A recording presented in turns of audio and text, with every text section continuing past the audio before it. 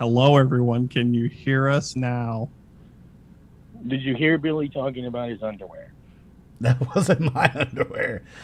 No, we were talking about Jesse's underwear, not Billy's underwear, for the record. Everybody knows. Never mind. We're not going to get into that tonight, folks. This is a different kind of show. I bet Billy's got some sporty underwear. I have very fast underwear because I ride a bike. Anyway. There's like cushion on the ass. Oh, yeah. We have audio now. You guys hear we're talking about freaking underwear now. Yeah, of course. Of course you could hear us now. Yep. Hey, welcome to the stream, everybody. How y'all doing? Welcome to We waited until they could hear us to start in on the bullshit. That's why. All right. If this is your first time joining us, stick around. It only gets worse. It only gets worse. No, thanks so much for better. Yeah, thanks so much for joining us, everybody, including the few bots that we have out there. Thank you so much for being here, bots. If you're a bot, we love you. We love you. You're good bots. We know you are. Even bots need love. Just go ahead and Domo give us that follow. arigato, Mr. Roboto. Yes, there you go. Yes, indeed. So we are playing Ghostbusters tonight. In case you didn't know, beat boom. We might be playing Ghostbusters tonight. Fuck, I don't know. We love you too, Smoke. That's so sweet. That is sweet. Okay. If we ever get through the fucking intro, we're gonna play Ghostbusters tonight. Jesus Christ, maybe one day. We've been on. I have a feeling this is gonna take 2 sessions instead of 1. But it might. Hopefully, everybody's available next week. Hey, let's while we're composing ourselves, we could go around and introduce our characters and sure, a little bit about our characters. Who wants to go first? Anybody? Well, why don't you go first? You're talking. Okay, I'll go first. I'm Jackal Crossing, and tonight I'm playing the face Darren Cruz, or the D, as his friends call him. He is a smooth-talking, style-walking bad boy. Before joining the Ghostbusters, he was a stuntman on the set of several high-profile television shows like Quantum Leap, Murder, She Wrote, and The Equalizer. It wasn't actually those shows. It was just shows like those shows. So, after a bad injury took him out of the stunt business, though, he sweet-talked a few of his investor friends, into helping him buy the stuff so he could learn about paranormal. And then he saw the Ghostbusters in action and thought, man, I could do this, but I could do it way more cool, more rad, more out there. So he signed up, brought his investor friends, and launched the franchise. Of course, after the investors came in, he handed those off to the manager because not his thing anymore. He's a Ghostbuster. He ain't got time for paperwork. Got to ghost bust some ghosts. So, and no, before you ask, I'm not related to Tom Cruise, but he wishes he was related to me. So, I'm Darren Cruz, the D. The D. The D. Next. Pick somebody. Yeah, Billy, you tell. Call a name. How about we've got 2 doctors in the house. How about Dr. Pitts? Dr. Pitts, Dr. Charles Pitts is he is a professional engineer. He has a doctorate in nuclear engineering, and after the fiasco in New York with the unlicensed nuclear accelerators and their containment unit going down, he decided that wasn't going to happen here. And even though he's not a big fan of the whole ghost side of things, he very happily wants to make sure they stay in the cage that they're put in. So he's the one that like fixes the proton packs and stuff. He's a 36, 37-year-old man, got kind of a pooch belly. And he takes his uniforms out to the cleaners, so they're always like pressed when he puts them on.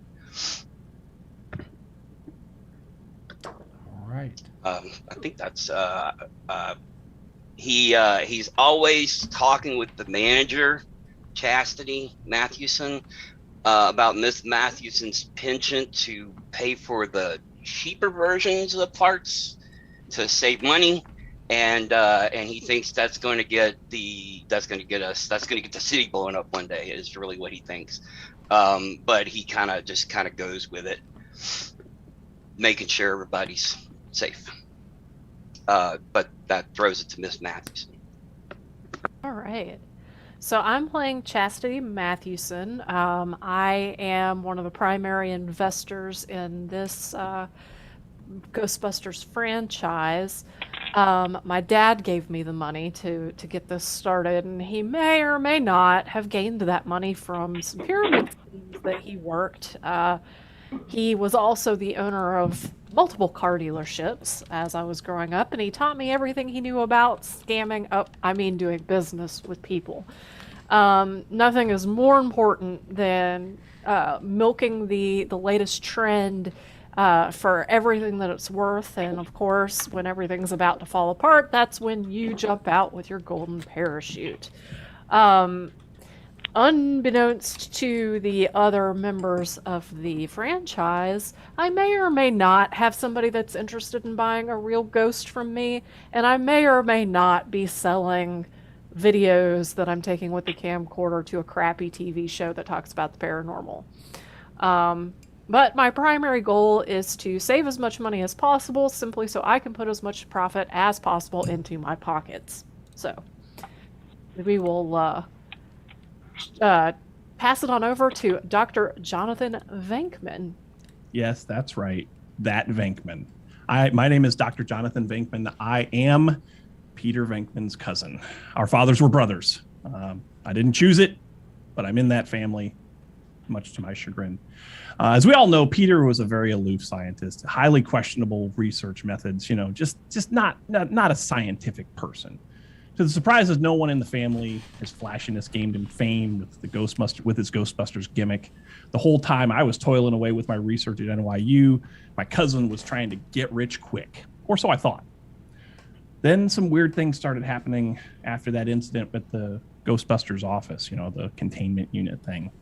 Weird sounds, things not being where I left them, odd dreams. None of it made any sense. I set up some camera gear, and that's when I saw it. I thought I was hallucinating. But there it was, some kind of specter drifting above the floor in my dining room. I was dumbfounded. Couldn't talk to Peter. His methods are far too outlandish. I got to do this research on myself, but scientifically. And that leads us to our storyteller / game master, Jesse. Hello. Can you hear me? Yes. Yes. Can you hear me? I got Yes. this headphone microphone situation going. Yeah, we can hear you. I feel like, okay, because I feel like I'm doing the pervert prank phone call breathe, like, No, That we're would not be here to weird, do but that. you're not doing that. Okay. It would be more appropriate to weird as well. Yes. WYRD, which is another Yes. game all in itself. WYRD. Well, it is totally my fault that we're starting late because something happened in my computer, and it really pisses me off because I spent all weekend fine-tuning this game just so I wouldn't be rushed, right? And then I'm like, well, let me go ahead and get down to the computer and get comfortable, and all of a sudden, hey, there's no screen, there's no shit, no buttons work. That's no problem. But we're here now. Yeah. Yeah, and we can, It's if we just don't get annoying. through it today, we can pick it back up next week. Absolutely. Yeah, so no need And to rush. everything seems to be working, except the computer will not recognize that I have a microphone. It will not even recognize that I have an internal microphone. Oh well. First world problems. Okay. All right, so we're set in 1992. This is like 2.5, 3 years after the events that took place in New York City with the in Ghostbusters 2.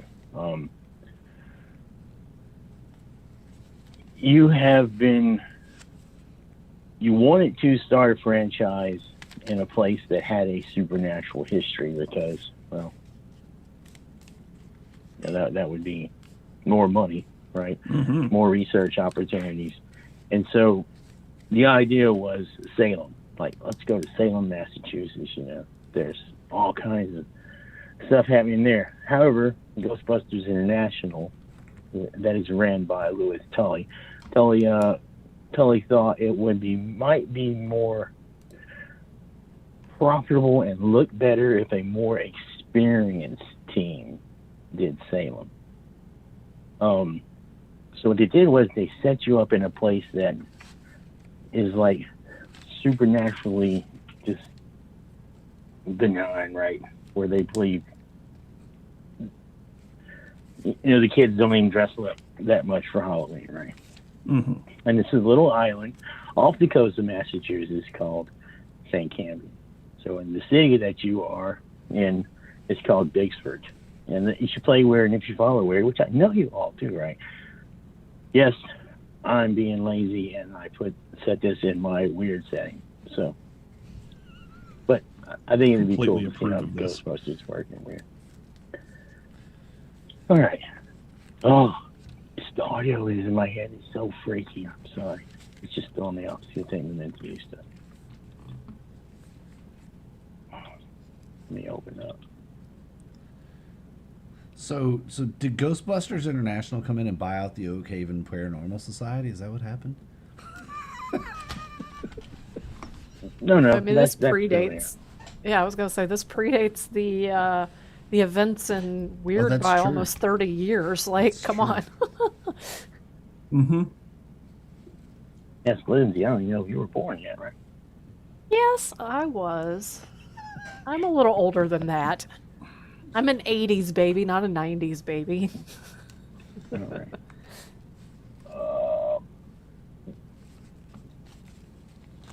So there it is. Oh man, I was about to be upset. I thought the actual game I read was disappeared, but it's reappearing now as we speak. All right. Okay, so your headquarters is in.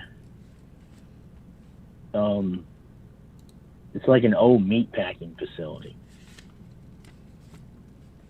So there's like a killing room. There is a large freezers.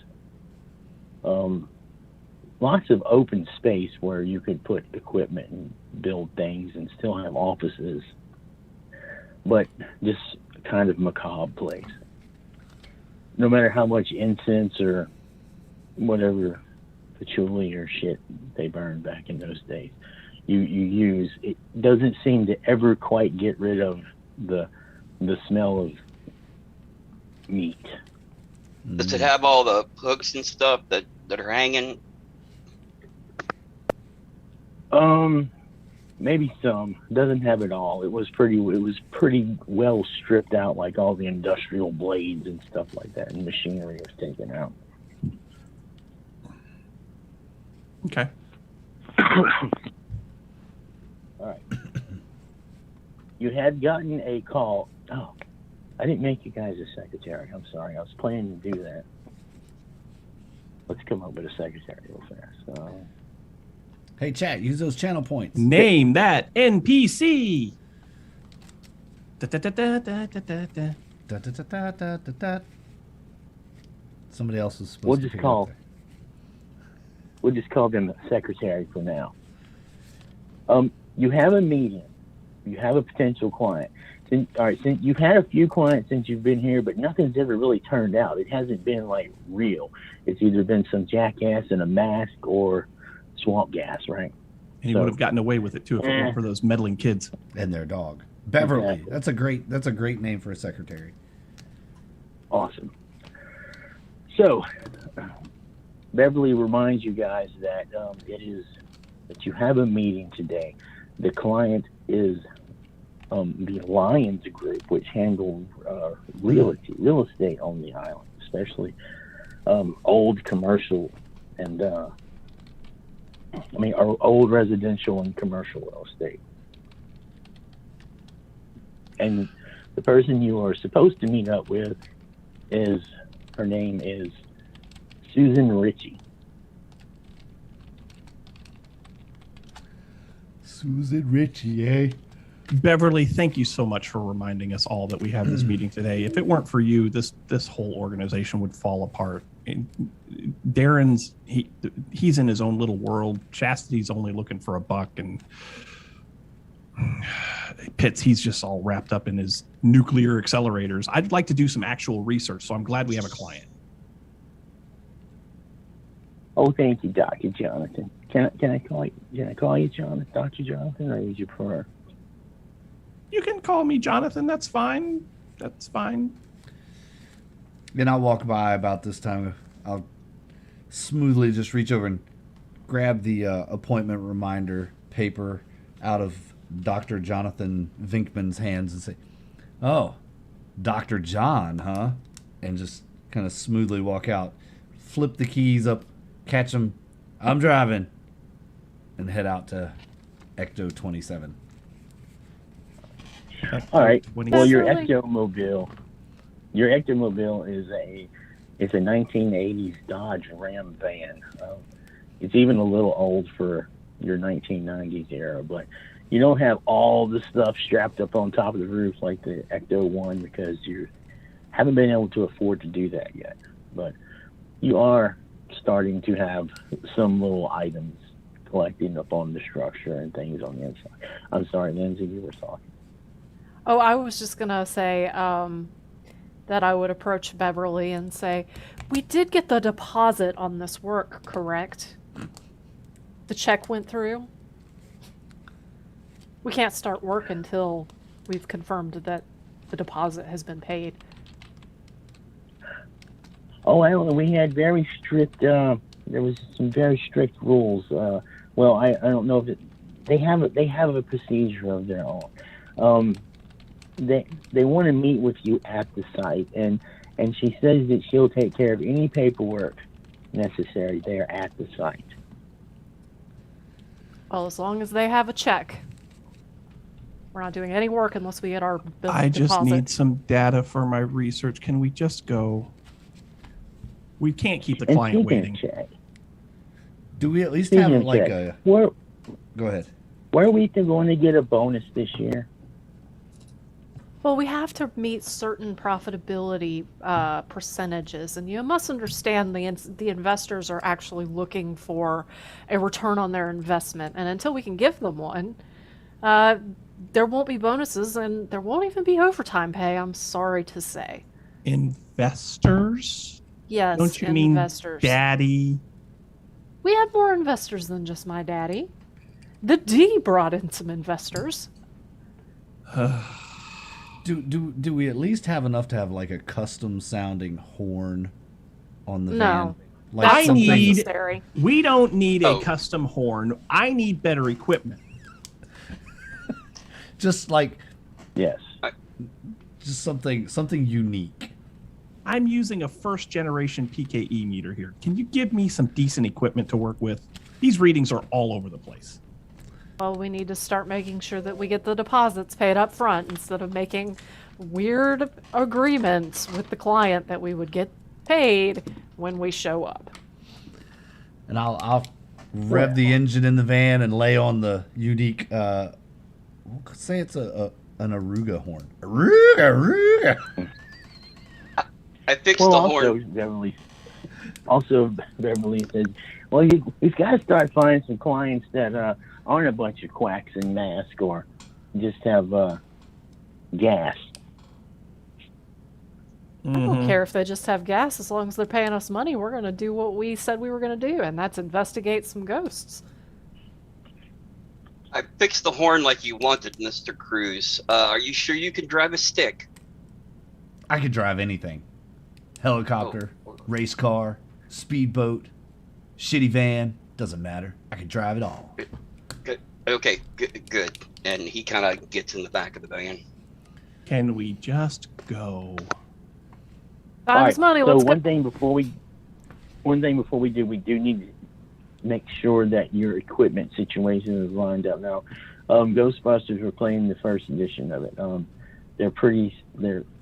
They're stickler for your equipment. You can have 3 pieces of equipment. I put the list up there, and I think all of you chose equipment.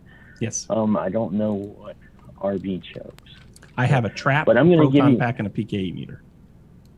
I All right. changed my parachute to a beach kit. All right, I'll give you guys, like, if you want another minute or two to look over the list, or are you cool with what you have? I'm good with what I got. Good. I'm good. I'm good. All right.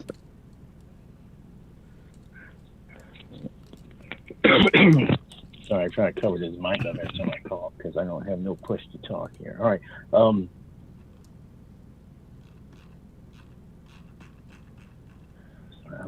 still waiting for the file with the adventure that I wrote to freaking open. All right. So as everybody piles in and gets ready to go, I will rev the engine, ease off the clutch, and it's going to stall out.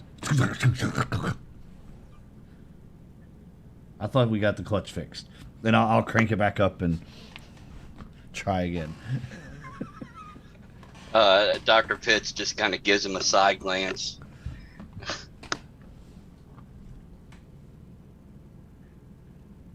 All right, it opened. Okay. All right, so the area that this place is located at is it's not on the Big Sur Isle. For those of you who may not know, St. Cambion is a collection of 3 larger islands. Big Sur is one of them. This one is on the north side and in a wooded area that is it used to be really popular with the wealthy clientele. Mm-hmm. It doesn't take you long to get out there. You drive through the woods, listening to, hey, Rick, you can still listen to Journey. It's 1980 something, right? No, it's 1992. Absolutely. You can still have Journey blaring. Sure. You can see the house as you come up a hill and back down. It is the only house in this area. As you approach closer to the house, you can see there is it's a new Subaru parked in front of the property outside the main gate. And there is a lady standing outside the car. She notices you as you pull in, and she just stands up the side of the car. She gives it away, but she'll wait speaking. All right, I'm going to approach her first and hold out my hand. Hi, I'm Chastity Mathewson. I am the manager of the Ghostbusters franchise, and you may be? Oh, Chastity, yes, I am Susan Ritchie. How are you? And these are your co-workers, huh? Oh, yes, these are my employees. I have to clear up the point of the deposit. You do have a check for the deposit for our work, correct? Well, let's talk about that if you don't mind. All right, she's wearing this this lady's power suit from late 80s, early 90s, like all the sharp angles and shoulder pads and big buttons and shit like that. And she has a huge purse, a mega purse, and she's got these big sunglasses on. And she starts digging into her big purse and pulling out lots of paperwork. Well, we have a small issue, and I just wanted to speak with you personally before you take in the services. And what is that? Well, I'm sure your paperwork, and she looks at everyone and she notices, Billy, I forgot your character's name. Darren. Hold on. Yes, Darren. The D. Is that? And I'll lean up and go, that's right. I'm Darren Cruz. Kind of pop my collar a little bit and walk up and just swoop her into my arm and go, hello, Susan. And I want to roll a charm for that. Go I ahead. see you're into the D. So that's Bum, bum, 4d6 plus a ghost die. Or no, 4d6 including the ghost die, right? Yes, the ghost die has to be one of the dice you roll. Yep. And if you roll a ghost, even if you succeed, it's not good. Yep. And a ghost is a 1? 6 or 1. Yeah. All right, let's see. Oh no, let's see. That's I did get a ghost. Got a 1 on the ghost die, and then 9. So The whole time he's trying to charm Susan, I'm walking around with this PKE meter, just scanning everything that I can, like looking at everything I can. I don't care if we've got a check or not. I'm doing my research. All right. The doctors are together. Pitts has got his Geiger counter out and kind of following around with hello, brain, Bankman. Dr. Bankman. Duh.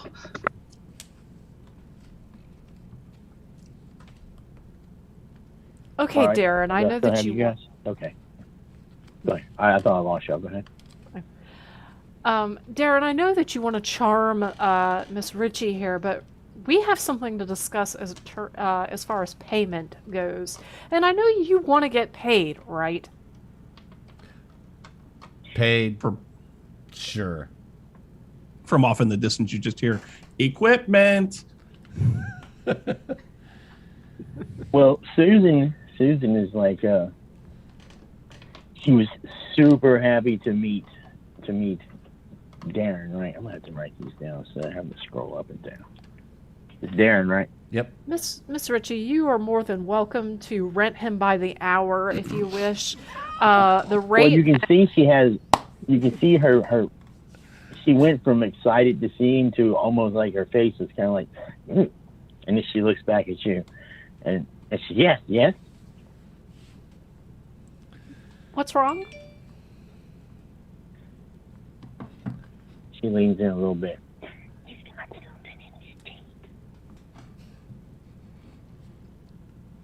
I 100% did not hear that. I didn't either. Oh, I'm sorry. I leaned into my actual microphone on my desk. I'm sorry. He's got something in his teeth. Oh, I'll look around like, what's the Darren, big you need to deal? go brush your teeth. I can't have you doing this in front of the clients. It's going to cost us money. Go brush your teeth. I'll pull a toothpick out from behind my ear and just start chewing on a toothpick. Yeah, whatever you had to eat before y'all left, there was a cleaner on, and I had some it was a real heavily, nasty one too. some heavily seasoned pizza. Of course, because that's what everybody ate in the early '90s was pizza for every meal. So I had Yes. like probably some oregano or something stuck to my front teeth. I thought that's what people still did for every meal. I mean, right?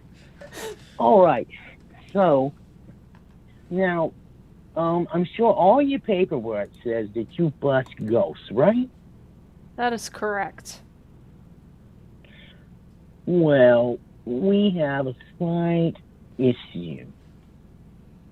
And that You would see, be it's really hard to sell a property to clients if it's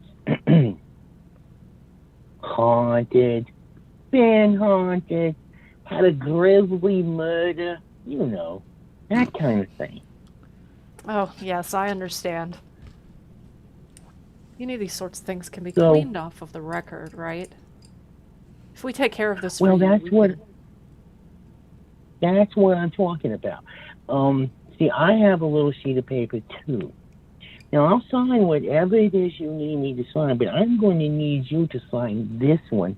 And this one states that anywhere on that one that says that you have been here to bust ghosts or supernatural stuff like that, that you're here and you're done otherwise. Okay. You see? Mm-hmm. I see. Mum's the word. All right, and while of course if you're cleaning the place out, you come across any squatters, give them the boot, or what that thing you do. I saw that thing on TV. That's pretty cool. Oh, yes. Mhm. Yeah, no problem whatsoever. We would love to show any undesirables the door. We can't have people squatting in your property, ma'am. Look, we're the Ghostbusters, not the Squatter Busters. There are no ghosts here, the D. You need to calm down, please. Then why are we here? It's Ghostbusters. That's So what am we I do. getting I'm kind of listening to the conversation that's going on behind me as best as I can, and I'm guessing that I can hear them say. I'm guessing I can hear Chastity say that there's no ghosts here. I'm looking at my PKE meter. Am I picking anything up on the meter? There's nothing yet. Okay. Yeah, I'm going to have to agree with that. I don't think there's any ghosts here. Nothing. And she says, "Well, there's never been, we've never had a problem with. I'm sorry, your name was Jonathan, Doctor." Jonathan Venkman. Yes, Dr. Jonathan Venkman.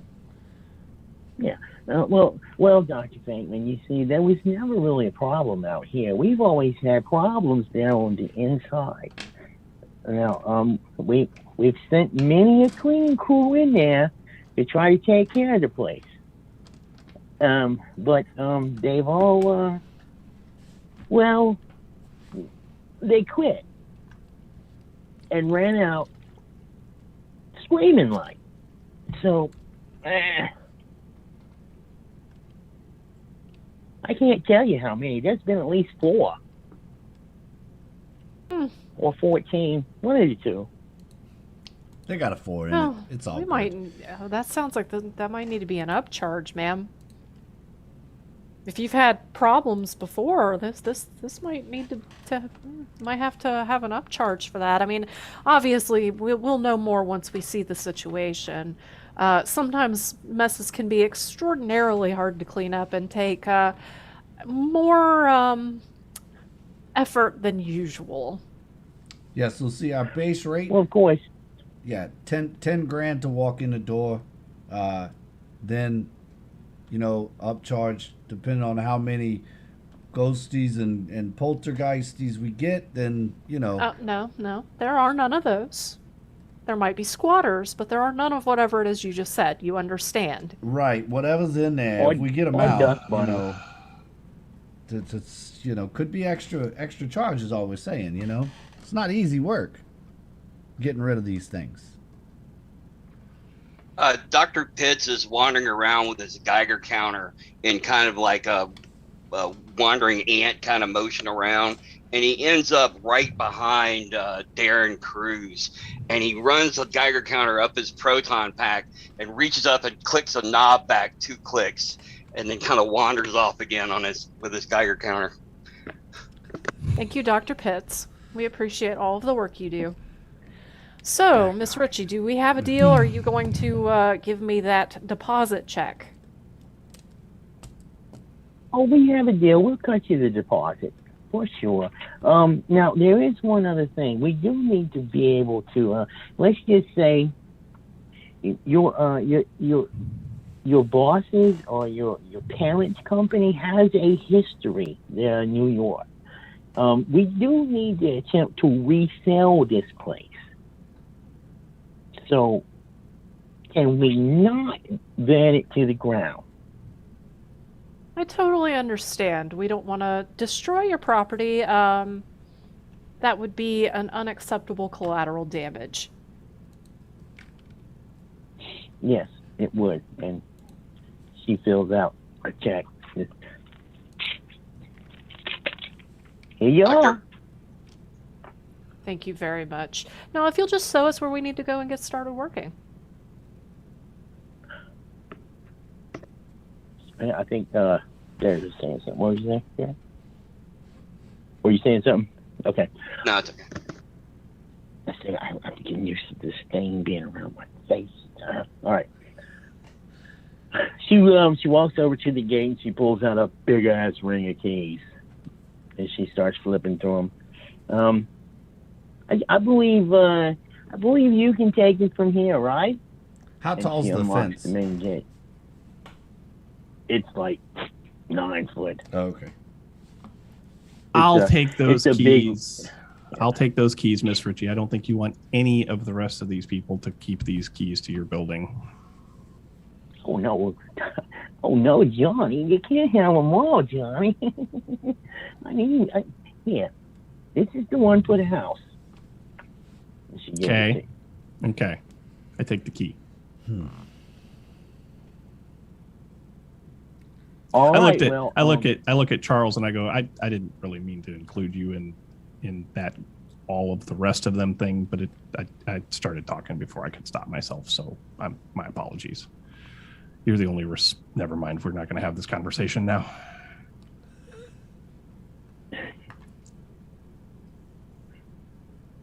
all right. So yes, it's a big, tall wrought iron fence. No offense. The Dick. house is very much a classic 1313 Mockingbird Lane freaking house, right? Scooby Doo would, Shaggy and Scooby would run immediately if they saw it. But she goes, well, here's my card, and she hands it to the boss. And you just call me when you're ready. And remember, try not to burn it down. Of course, we wouldn't want that to happen. And I'll turn around and look at the guys and go, you do realize that there is a charge that, if we, rather, there is a clause in this contract that says that if we burn her property down, she doesn't have to pay us the rest of the money, right? Okay, so no burning it down. We got you. Yeah, if you want to get paid, No there's burning no it burning down. it Yeah, down. yeah, we got you. No burning it down. No problem. You do realize that the protons fired at high velocity have lots of energy, right? This is that'll be fine. Y'all figure it out. You scientist types, I know that you've got this under control. It's not fire. Oh. Okay. That house is structurally unsound, so everyone watch your footsteps. You'll at the very least make a bunch of creaking, if not fall through the floor. Darren, I'm going to try and make this as simple for you as possible. Protons fired at high velocity create heat. Lots of heat creates flames. Just so you know. Right. And I'll just try to. Is the door locked? I have the key. I'm gonna act very cool and nonchalant, just turning the knob to go in, and if it's locked, I'm just gonna kind of shoulder into the door and be like, "Oh, it's locked." All right. Well, you haven't made it there yet. As Okay. you're walking up the walk, you get a feeling washes over you. This is a different feeling that you've had from the other cases that you've worked while you've been here on this boring island. It's almost as if the clouds have started to turn a little gray and the air got a little heavy. Off in the distance, you may have even heard a roll of thunder. You're not quite sure, but a murder of blackbirds does fly off of the roof and into the woods. I know that was penguins, but I'm sorry. And you approach the door. What's my PKE meter doing? It starts to register now. It starts to register at the lowest setting. Where I tilt it towards Charles and show him, and just kind of give him a look, side eye, like, you see that? Charles kind of looks at it, and then he's like scanning this bush that he's probably scanned 2 or 3 times. He's trying not to look at the house. Like you show it to him and he looks at it just long enough to see the reading, and he's like, oh yeah, that's there's something there for sure. And he's like pulling leaves off and ripping it up like he's doing some science, but he really isn't. Dr. Pitts, if you were scared of ghosts, this was the wrong profession for you to get into. You understand that, right? Who's afraid of? I'm not afraid of ghosts. They don't fit into the boxes that physics likes to put things in. Let's just let's go. And he like to prove how brave he is, he like walks in front of everybody, and then I don't know, like slowly people like get in front of him again before you get to the door. Mm-hmm. Yep. Yeah, I'll take that lead, and Darren will go right up to the door, just grab the doorknob and turn it, and take that step in. So if it's locked, he's gonna full shoulder it, and then just step back. And go, oh, it's locked. Yes. Who locks the door? Doorknob. You grab the doorknob, and it's very cold, and you push into it as you turn. But the knob does not turn, and so yes, the shoulder goes into the large wooden door. With a, I'll shake my hand off the doorknob. Is there any like steam or anything coming off the doorknob from where my hand touched it? Like, No. no. But it just felt really cold. I pull up the infrared camera and say, "Hang on a second," and like put it on the door. Does it show the coldness of the doorknob in the camera? Yes, there is a strangeness. Make a brains roll.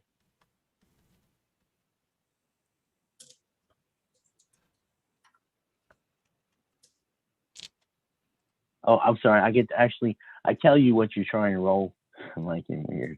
And you can spend your brownie points. Does everybody know about brownie points? Brownie points serve as like your hit points, and you can use them to do things. Like every brownie point you spend, you can increase your roll by 1 die. There's no ceiling. You can spend all your brownie points. If you lose all your brownie points, you change in one of your traits for 20 more. Okay. So, Oh yeah, I forgot to tell y'all earlier they're your hit points too. Sorry, forgot about that. That's fine. Cool. on that note, though, Ghostbusters only die if they do something extremely stupid, or they are put in a situation where death is the only option. So Darren's probably gonna die. Probably. This will be a At the normal. ends of his- This is going to be a normal target number of 10. 10. I roll 18 and a 4 on the ghost die. All right. Yes, the surrounding the heat around this door and the doorknob are abnormal. Just enough to where you can notice it. Like you almost didn't notice the difference, but yes, there is. I'll do the same thing to Dr. Venkman. I'll show him the camera. Interesting. What time of year is it? Let's say it is August. So it would not be normal for a door to be significantly colder than its surrounding atmosphere.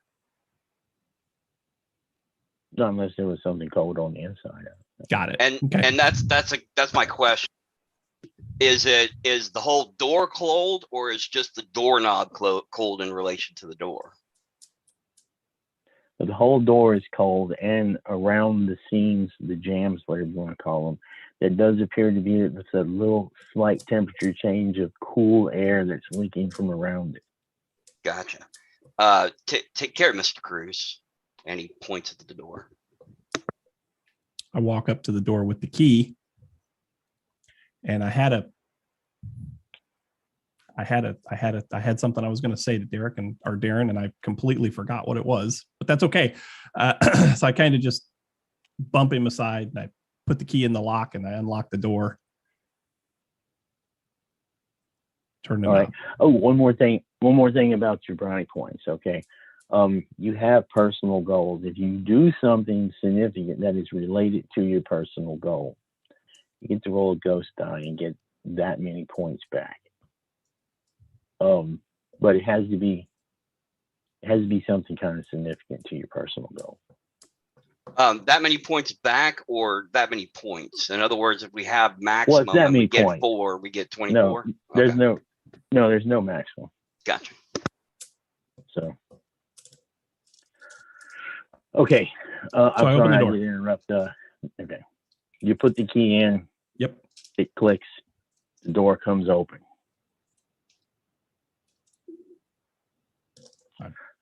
Ease the All ease the PKE meter into the room slightly in front of me.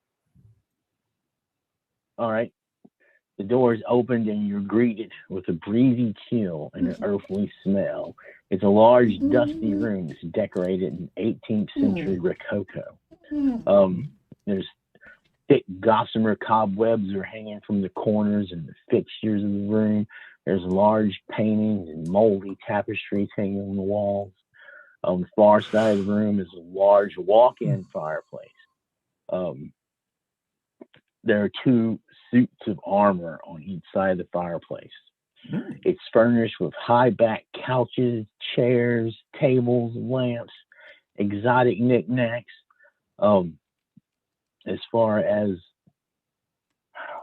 let's see, I'm sorry. What was your character's name? Let me write this down. My name, Chastity Mathewson. Yes, Chastity. I'm sorry. Chastity, you're seeing all this. This is like, these things are antiques. They're valuable. Who would leave this stuff laying around? So also, laying around the room, stretched from the middle of the entrance to the middle of the room, are cleaning supplies. Briefcases, there's a couple of umbrellas, there's various collections of papers. It looks like whoever had this stuff just dropped it all and left abruptly. There's an elaborate set of stairs that go up, and on each side of the room there are two ornate doors. The PKE meter does rise up a tick. Okay. So these antiques that I'm seeing that are expensive looking, are they big or are they like small, or is it just like there's a bunch of them, just a few? There are a bunch. I mean, the furniture itself is worth a small fortune. The lamps, the little bric-a-bracs, the tea service cups, things on the like the fireplace mantle. And like I said, it's a walk-in fireplace, so there's some furniture on the inside too, with some pots and pans and stuff like that. But you haven't got that close yet. But that's what you can see. Okay. So yeah, right now you're just standing in the doorway. Come on, gentlemen. Yep. I walk through the door into the room, into the entryway. Dr. Pitts shivers a little bit as he passes through the threshold, trying to keep up the brave facade, but he's really focused on like what's in the lens of his infrared camera, as if somehow it makes it unreal what's going on in front of him. It'll be okay, Dr. Pitts. I promise it'll be just fine. We're gonna make a lot of money today, okay? So come on, let's go.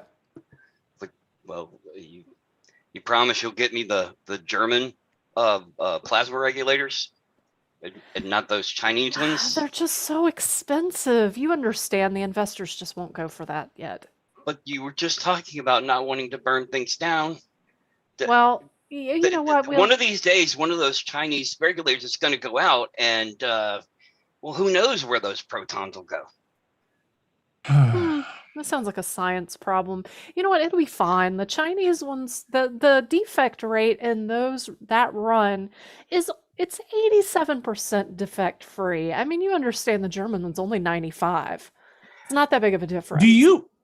I hear this. Do you understand how significant 8% is on this? Do you understand? Oh, it'll be fine. It'll be just fine. It's like 8 out of 100. It's nothing. What are we doing? No, that's not how it works, Darren. No. As they're having the conversation, Darren, you think you've seen something move in the fireplace? Hey. Now you guys are still talking about German versus Chinese electronics and things. I'll walk over to the fireplace. Is there a poker set? 1 second. Yes, there's lots of stuff. But as you get closer to the fireplace on the other side of this large Rococo couch, you can see that there is a large circle and some symbol that probably only that would fall into Dr. Pitts' area of expertise. And there's a rag and like a bottle of cleaner that's next to it, and you see where it looks like someone was trying to wipe this up off the floor. Hey, one of you eggheads know what this is? I go check it out. I walk over too. All right. Well, we'll let Dr. Pitts as the parapsychologist. So You can roll the number of dice equal to your brains, but then you add 3 more dice because it's parapsychology. Dr. Pitts is not the parapsychologist. Dr. Pitts is electrical repair. I am the Oh, parapsychologist. yeah, that's right. That's right. Oh, So we let Dr. John Venkman do it. Yeah. Dr. Venkman. Dr. John Venkman. Yes. So you said that was 3d6 plus 3d6 plus a ghost die. No, it'll be, if you have a 3 and a 3, Yep. then it's going to be 6 dice. But one Yes. of the dice has to be your ghost die. Okay. I understand. All right. So the ghost die was a 5. That's 5. That's 10. That's 15. Not too All bad. right. You recognize this in one of your studies. This is a symbol of like protection, but it's weird because it also seems to have like a binding symbol worked into it as well. As far as what you can tell, someone may have done this as some form of protection to seal off this room or house or something. But you also see where someone was using some cleaning product and a rag to start cleaning it off. Does it look like the cleaning solution or the rag has damaged the rune at all? Yes. Well, that's not good. Whatever this was protecting this house from, it's not protected from it anymore. That's an ancient Mesopotamian protection symbol right there. Somebody wiped it away. So this, if there's anything here, it's got free reign now, I suspect. I certainly hope something is here. That's how we make the best money. But that's okay, because whatever it is, we're going to make sure that we trap it and remove it from this place. Mhm. So, All right. So, Sarah, where are you at in the room? You still in the entranceway? Are you closer to the symbol? I didn't draw a map for this place because you'll find out. But okay. towards the edge of the mine. Yeah. So Chastity, she is she has walked into the room and she is actually taking a good look at some of these antiques. Just kind of close up and probably so I would be heading towards Dr. Venkman to look at what he was pointing at. So All right. So Venkman and Pitts are near the circle, right? Yes. And Darren is near the fireplace. Mm-hmm. Yeah. All right. So, Dr. Venkman, as you're getting a closer look at this, Mm-hmm. you notice the PKE meter, the arms in the PKE meter rise up about 2 more points. Mm. It starts to get a little chilly. Tilted there may towards be a breeze. tilted towards Dr. Pitts. Coming from the fireplace. I tilted towards Dr. Pitts and I ease towards the fireplace a little bit, see if it changes anything.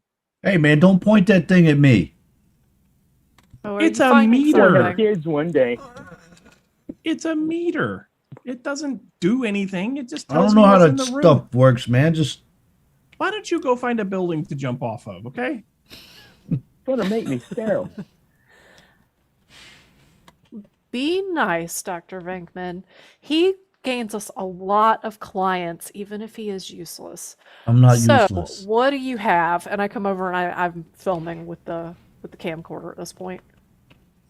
Mr. Cruz, do you feel anything? Maybe a cold breeze or It's a little cool right here. Yeah, those are like some ashes were blowing around a minute ago down in the fireplace. I show the meter Yeah. to Chastity and I say, yeah, the meter is definitely picking up something and it seems to be originating from the fireplace. And this symbol on the floor being drawn so close to the fireplace is probably protecting the house or was protecting someone in the house from whatever is in that fireplace.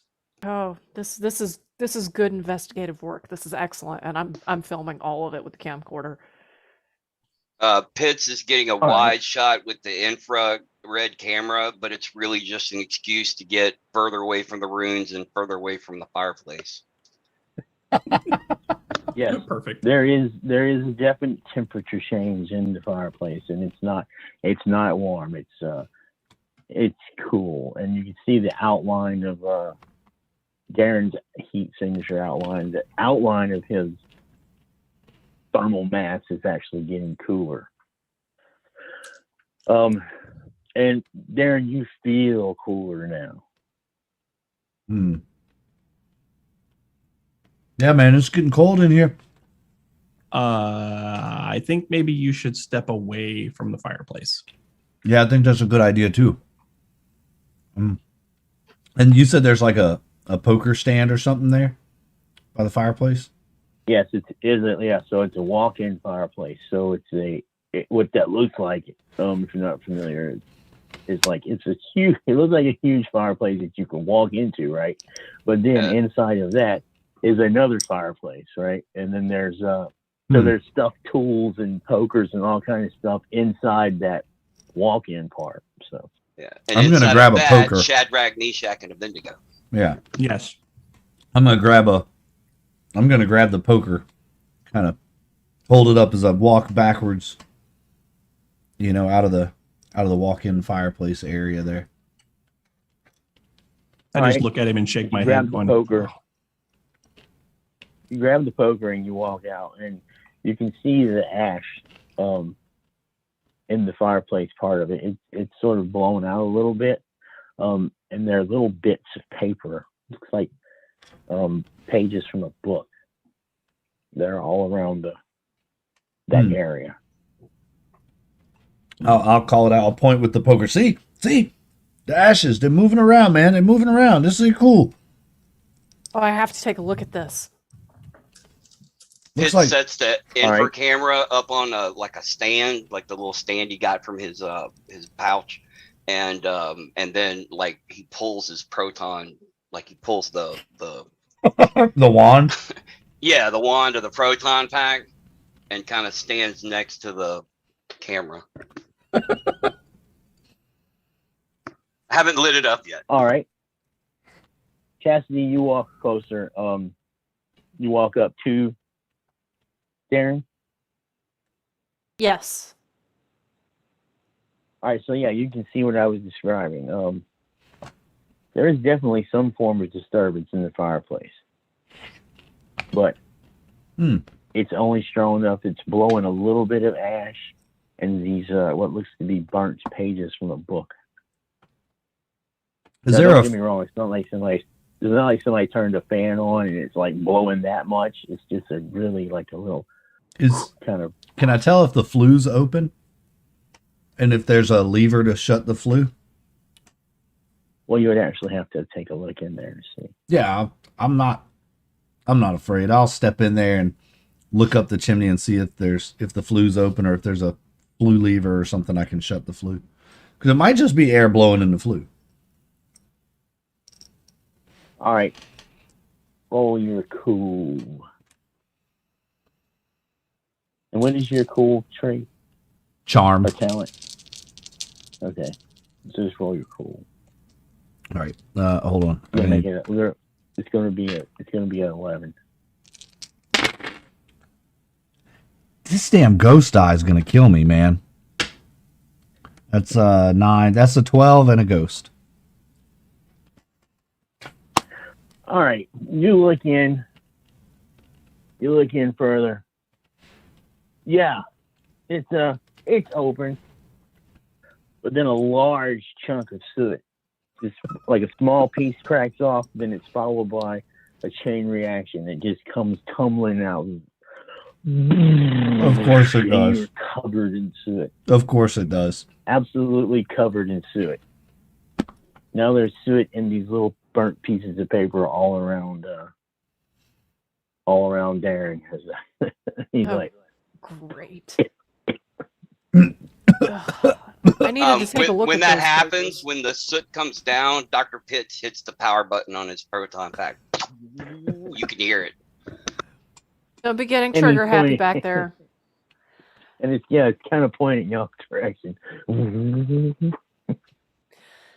I'd like to take a look at the burnt pieces of paper that are now covered in soot. Thanks, Darren. My pleasure.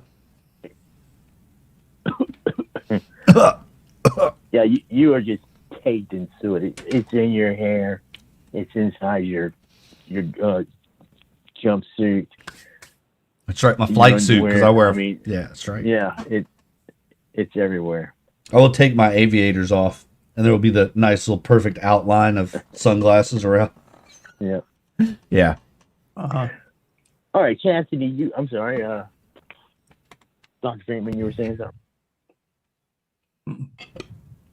No, okay. Cassidy, you look through here, and there's lots. It definitely looks like someone burned some books, or a larger book. The only thing that seems to have survived, there are two like tops of a piece of a page. It's written in like this really nice script, and it says September 15th, 1924. And I'll read it to you, and then I'll put it in the Discord if you want, so you can refer back to it. It says, he has been changed, or perhaps his true intent is only now coming to the surface. My role in this can't be denied, but perhaps I can atone by stopping him.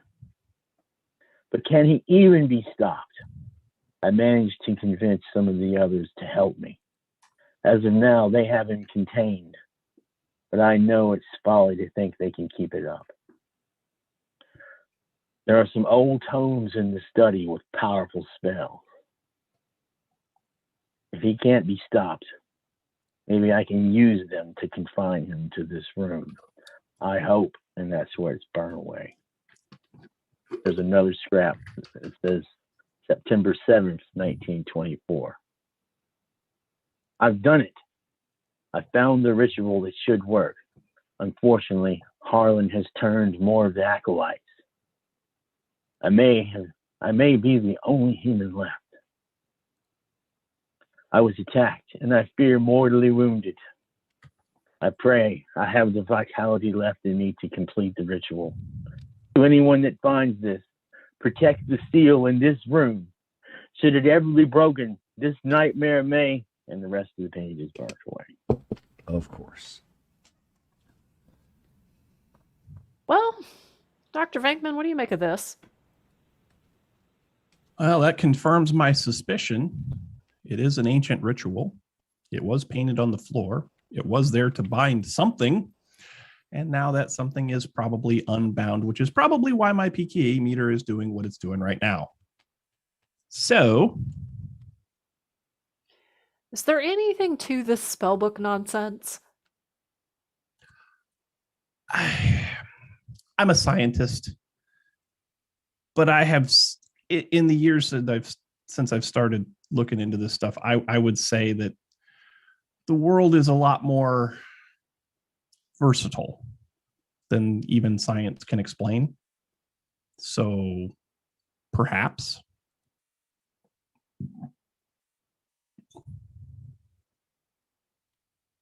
That's all spooky action at a distance. Is the furniture in here, is it like covered by chance with sheets or anything? Like I imagine they're.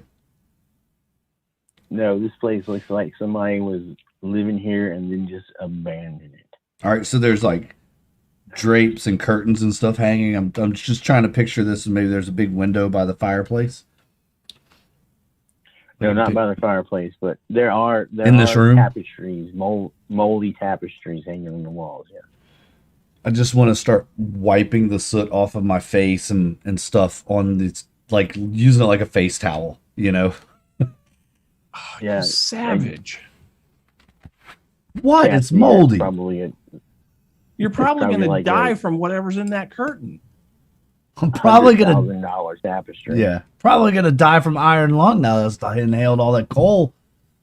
Jeez, man, you just don't get it, man.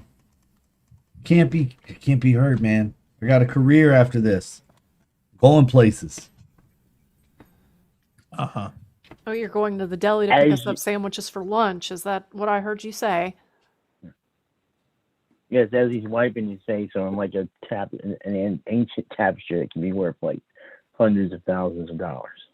Yeah.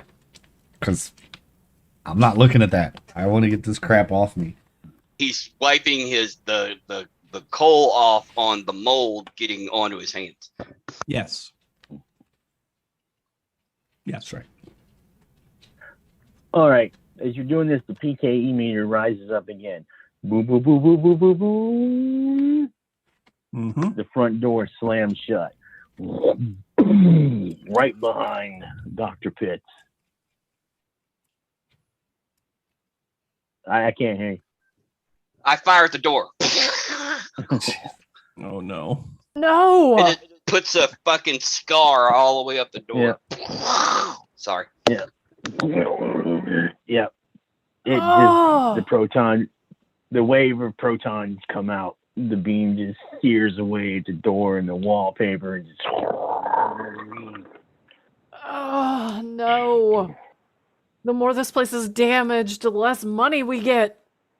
Hold your trigger finger, Dr. Pitts. It's fine. There's nothing to worry about. There goes my equipment. Probably just the And- wind coming out of the fireplace, man. Just You didn't close that door. And he's backing away from the door, and he realizes he's backing towards the fireplace, and then he turns and he points it at the fireplace and starts backing towards the door, and he kind of does that a couple of times, kind of back and forth. Well, as you're doing your back and forth, and this is something that your other guys can hear too, but Darren, you can only hear it, you can't see it. The armor starts to move. And it looks like it's about to grab. There's two sets of armor that come to life. Looks like it's going to grab Darren. gonna grab me, huh? Yeah, so there's two ways we can do this. The original Ghostbusters, it has a like sort of like a declaration round in it where you all say what's going to happen, and then after you say what's going to happen, we go through it, or we can just go through it. I'll leave it up to you. I'm used to the first way Otherwise- personally. Sure. All right. So essentially, fine. if you use the declaration round, it's going to make rounds last twice as long. Is all I'm saying. Okay. So there you go. I've described it. The armor is coming to life, and it's going to attempt to grab Darren. What will you do? It doesn't matter who goes first. Just everyone, you can decide what you want to do. Then you pick who goes So I'm gonna- first. Yeah, I'm going to start with who's on my screen. That's Lindsay. You're on my screen in the top. This hand left. So what will you like to do? Well, what I'm going to do is I am going to set the camcorder down somewhere that's going to have a good view of what is happening, and then I'm going to grab the proton pack. And then at that point, I will charge it and fire it at the armor, assuming that I get that far.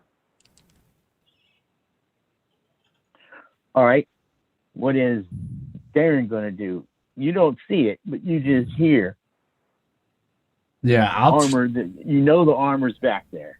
So I know it's you can behind me, hear it right? clanking and moving. Yeah. Well, I'm gonna turn around to face the armor and engage it in a brawl All right. using And my what about yeah.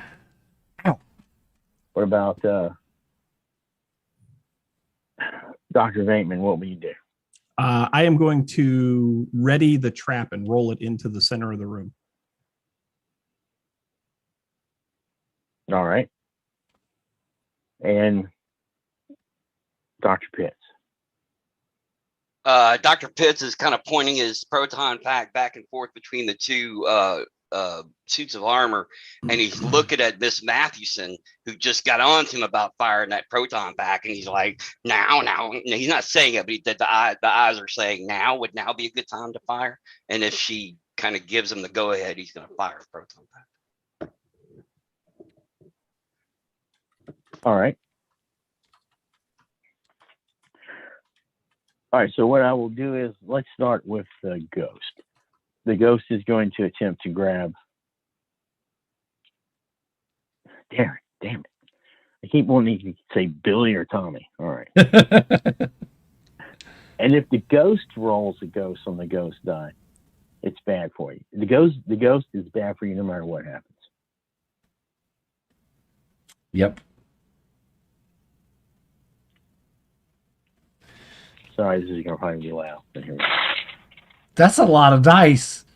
That's a lot of dice. It was nice knowing you, Darren. It's a good sound. Godspeed. All right. The suit of armor grabs you by one arm and it has you. And you can hear some ghostly breathing coming out of it. Let's go ahead and go with Lindsay now. No, one of you pulled the pack out, right? That was me. Lynn, yeah, Chastity Okay. and Charles both have their packs out. I've got a trap set in the center of the room. all right. Go ahead. All right. Oh, you need to roll. That's going to be your moves if you want to shoot it. Okay. Now, I'm going to make it slightly more difficult because it has Darren. If you all ghost die, it's going to be bad for Darren. All right, so let's make it Ghost, please. let's make it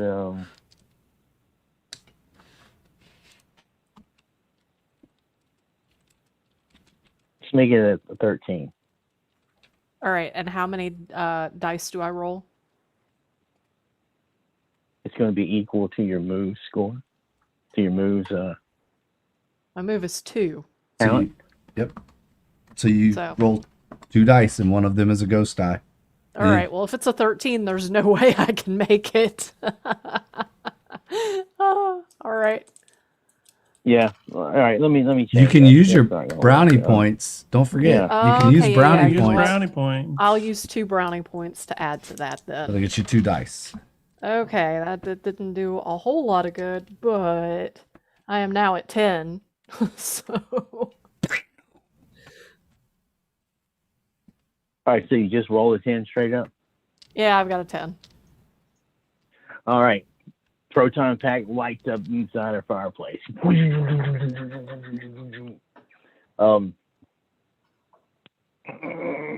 Dog drank me. I Yes. keep wanting to say Derek.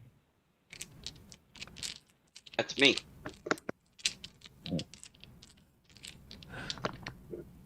Dr. Venkman, what would you like Dr. Venkman to do? You're gonna shoot it, right? No, I pulled the trap and shoved it into the center of the room. I haven't activated it yet because I don't see anything Okay. to catch. It's Dr. Pitts that has Yes. it. Oh. Also, here's the deal with each hit from a proton pack reduces a ghost ectopresence. All right, ectopresence has to be down to 0 before you can actually trap it, Okay. and it takes at least 2 proton packs to net the ghost to put it into the trap. So, Okay. all right, then Pitts. All right. Dr. Pitts fires off his proton pack.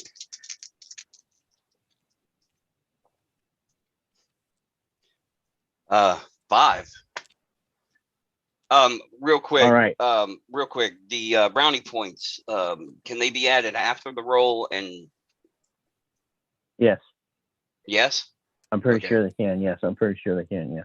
Okay, then I want to go ahead and spend. I'm going to go ahead and spend 2 brownie points to see if I can actually. I'm going to go ahead and spend 3 brownie points, and I'll try All and right. declare brownie points in advance. I just didn't think about it.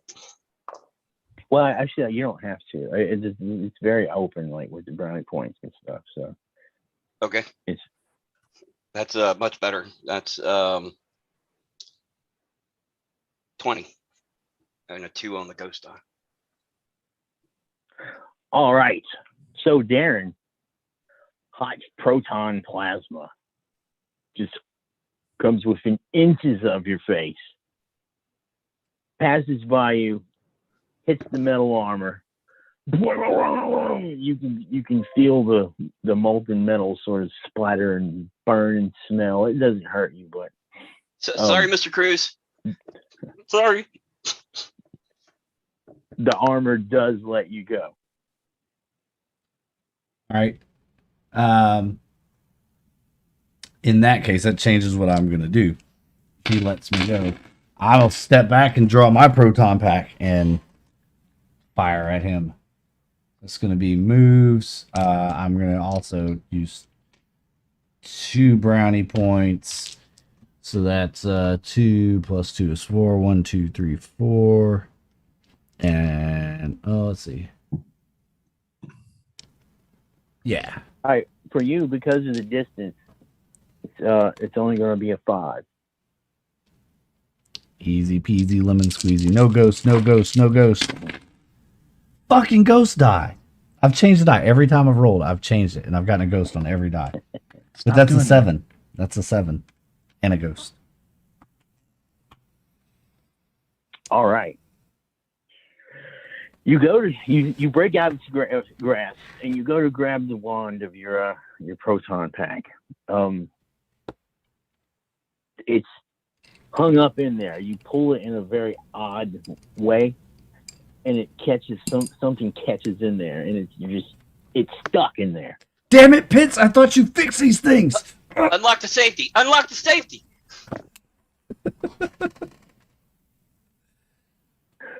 All right. So now we're on to the next round. The other suit of armor comes to life, and it's going to approach Venkman to try to grab Venkman. Like hell it is. And the other one is going to continue to try to hurt Darren. Okay. So again, do y'all still want to do this declaration thing, or just want to go into regular, like, simple, like, classic rounds? I'm okay if you want to do the declaration. It doesn't matter to me. I'll do it either way. Well, it seems like maybe half the time we declare something, by the time we get to that, it's going to be something we have to do different anyway. So it might be easier just to go down the line. Let's just ad lib it. That's what I'm thinking. That's what I originally wanted to do, but I thought I'd let you guys choose. All right. So in that case, it's going to go by your moves.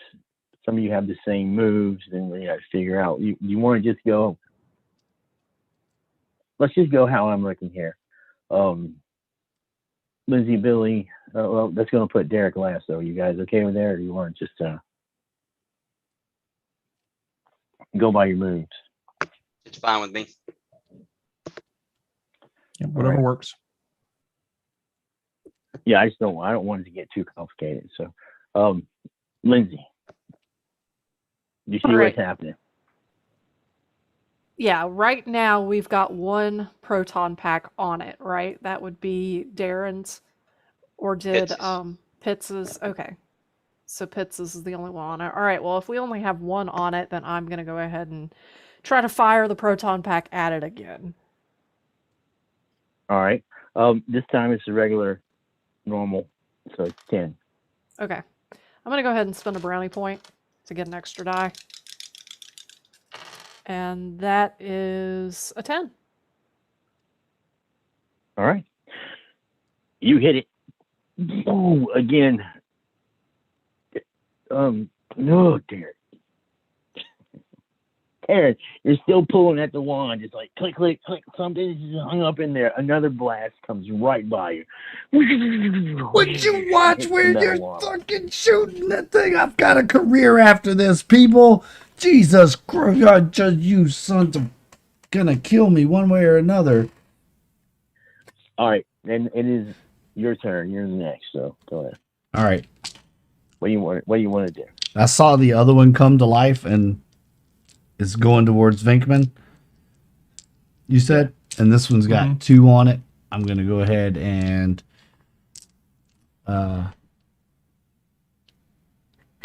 I think I'm gonna go ahead and turn to the other one and see if I can get this rotate this thing, release the safety, pull the proton pack out, and I'm gonna go ahead and burn 2 more because I only have 2 moves. So actually, no. Before I do that, if you make an easy.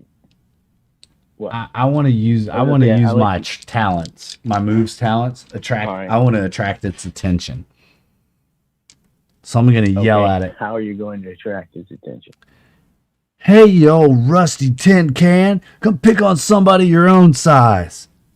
He's already picking on you. No, the other one. There's 2. Oh, okay. I'm talking about the other one. So that's 2, 3, 4, 5. All right, make a roll. Well, let's see. Here we go. Yay, no ghost. 5, 10, 16, 18, 22. No, 20. Sorry, 20. All right, you succeed. It looks at you, and you can see these little pinpricks of white in the helmet area where there might be some eyes, and it starts to walk towards you. That's right, big boy. Come and get you some. Come and get you some of the D. God. Dr. Venkman. Yes. So I've got the trap out in the center of the room. I see that there is now a suit of armor coming towards me. So I would like to pull my proton pack and take aim and fire at the one that's coming towards, well, was coming towards me, but now is focused on Darren. All right. So it's going to be a 10. So that is no ghost, 13. All right. You hit it. The whole suit just lights up. That nice cartoony being electrocuted, burnt kind of look to it. Okay. And not Venkman. Oh, Pitts. I can't hear you, Dick. I'm gonna try and maintain and what's it called? Their essence. I want to finish removing his essence so we can get him into this trap. Net. I'm gonna spend 2 brownie points to roll 4 dice. All right. That is a 15 with a 2 on the ghost die.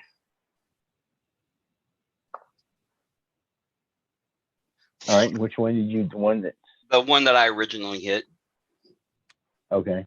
The one that was attacking the. You lock into it. Yeah. So there's a proton beam is still dancing around you, Darren, and you can smell melting burnished armor and dust. Shouts are shaking from the violence of the nuclear forces.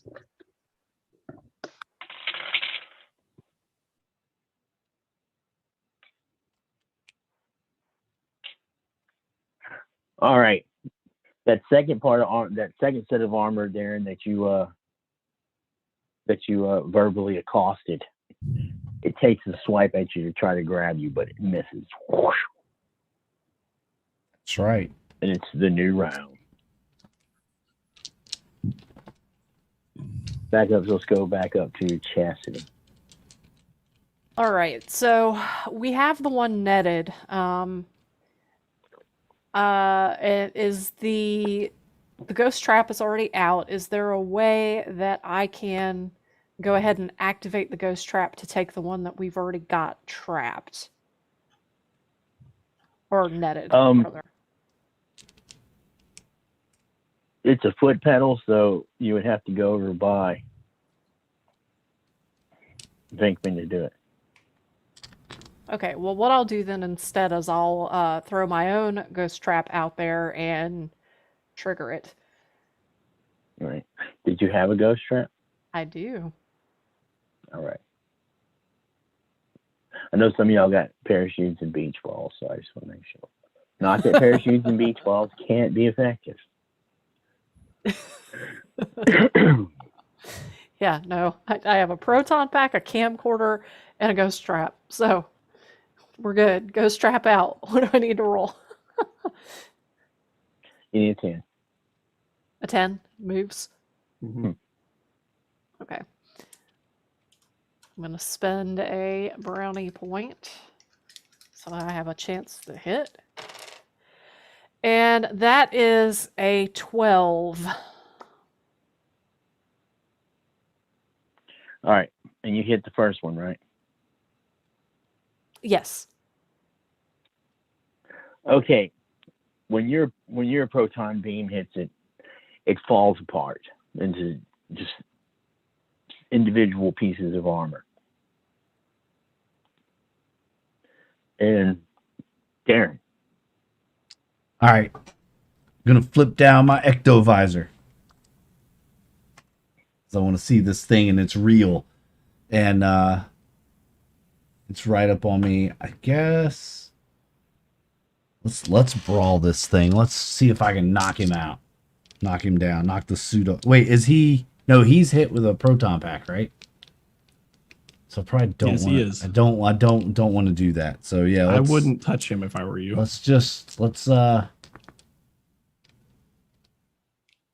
What do I see with my ectovisor? If I flip that down, can I actually see the spectral entity? that will let you see. It's basically night vision, but Oh, okay, I gotcha. I think you should be able. I think you should be able to see them if they're at least something. But since it's inside of the suit, but yeah, armor. there's Yeah, gotcha. yeah there you. Yeah, I thought it was special too until I looked at the books. It lets you see in the dark. Yeah, I just looked it up too and started asking. So, in that case, I'm going to spend a couple brownie points here and step back a couple steps so I don't get any backlash from the proton pack, as we're taught in Ghostbusters school, and light him up. Where'd it go? 2, All right. 7, 8. Damn ghost again. And I missed anyway. So it's 8 and a ghost die. All right. You shoot. As you get ready to shoot you get ready. You right before you squeeze the trigger, some of that soot from your hair falls down into your eyes. And it starts burning your eyes. You squeeze the trigger, but the wand is swinging around. You bring it within inches of Everyone. Dr. Venkman. Dr. Venkman, you need to make a moves roll, Okay. or you're going to be hit by this blast.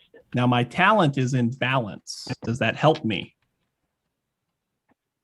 Not in this situation. If you had Okay. like dodge or something like that.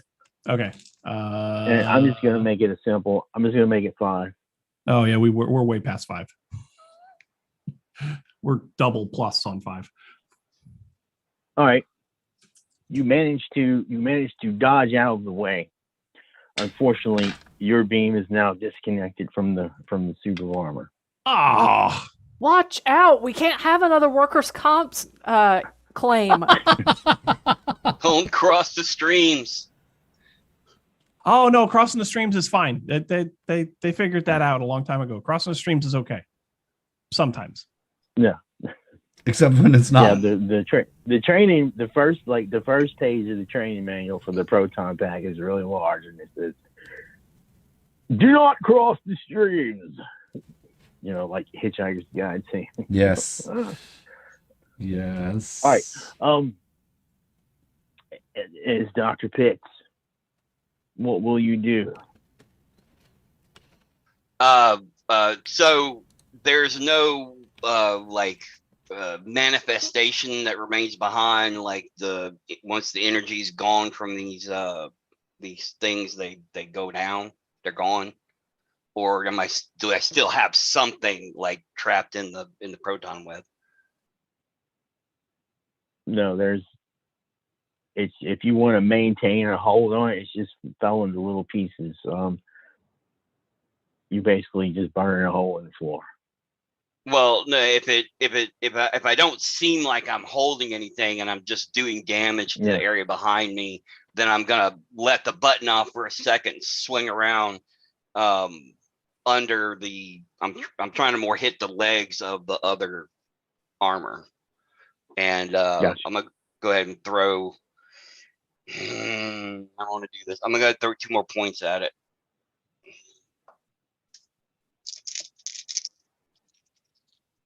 All right. That is 10, 15, 16, 17, and a 4 on the ghost die. So, and I catch it around the legs if I can to stay away from their streams. Yeah, I think it's. I don't think you have to worry about crossing the streams unless you intentionally want to do it. Yeah, or unless y'all roll pitiful ghost die rolls or something. But okay, your particle beam. I keep saying part. Your proton beam is hitting it. And it's all. And we're up to it now.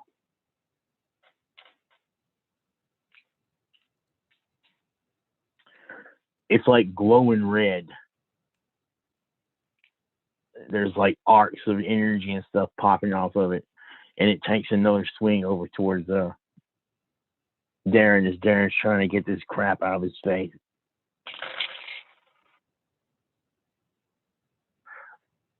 All right. It doesn't quite grab you, but it hits you hard enough. Some of the metal is hot. Singes through your clothes, and some of that energy burns onto you. So you take 1 brownie point of damage. Darren. All right. Or just 1 brownie point. I shouldn't call it damage. All right, Chastity. All right, so one of them is down, and the other one is still attacking Darren. Mm-hmm. And he's lit and up. He's got 2. He's got 2 on him. Okay, so I'm gonna go ahead and I'm gonna throw that ghost trap down to get him, and I'm gonna activate the ghost trap. Is that a moves roll?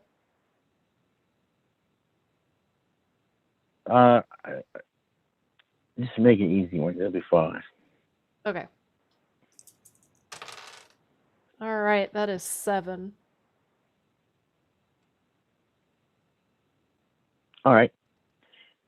You roll it right here by the suit of armor. Hit the foot pad. It comes open. The beam shoots out. There's some weird energy play going on here between it and the beams and stuff, but nothing is actually happening. Okay. All right, Darren, you've recovered. You've got this stuff out of your face. I want to kick this thing right into the ghost trap. Using my brawl. All right. 3 for brawl, 2 for muscle. That's the ghost die. 1, 2, 3, 4, 5. Drop kick to the face. Yay, no ghost. 4 and 10 is 14. All right, you kick it. You slam a foot hard into it. Boom! And when you do, it falls apart too in these small little pieces of armor, individual pieces of armor. Did I get it? Is it the trap? Get it! Well, the trap is still open. It doesn't appear to have captured anything. Okay.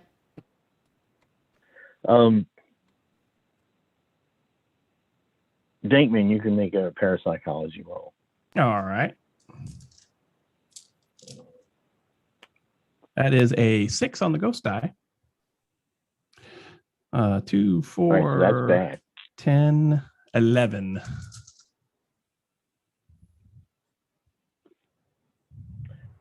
Yeah, you can't explain it. You don't know what it should have went in. Do you have it? You may have it. Close the trap. Close the trap. It may be in there. Close the trap. I'll close the trap. All right. You take your foot off of it. The trap closes. You get the little deep, deep, deep, deep, but the light does not turn green.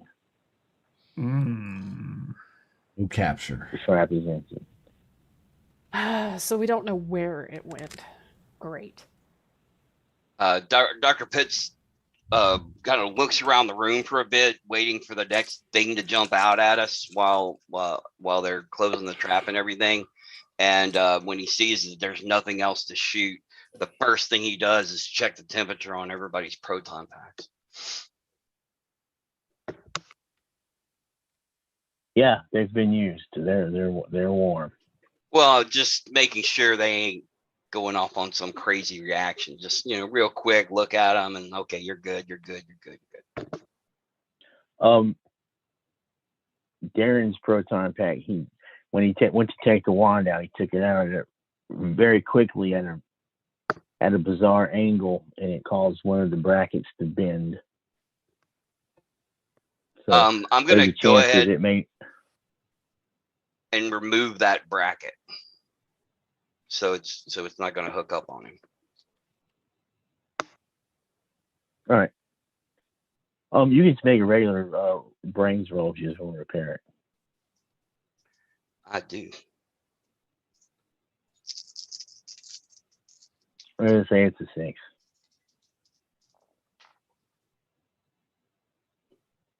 Well, I got way more than 6. I got 21 with a 3 on the die. It's fixed. Real It's quick, is the 6 a ghost or is a 1 a ghost or is it both? The 6 is ghost. Okay, then I haven't gotten a ghost. I don't know if y'all can see my camera or not, but Yeah. Mm-hmm. it's the 6. I still got my ghost die. All right, so the door is shut. The room smells like burnt metal and wallpaper.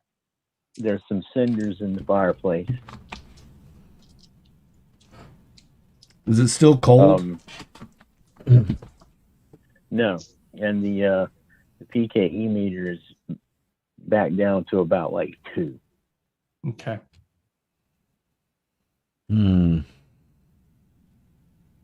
What do y'all make of this? I can make a hat or a brooch or a butterfly. Weird. It's Sorry, just weird. This is probably the strangest case we've been on yet. Well, it seems to be an actual case this time, so yeah. Oh, there's gonna be so much money to be made here. Oh, this is great. This is great, guys. Yeah, think about all the equipment that you can buy with all that money.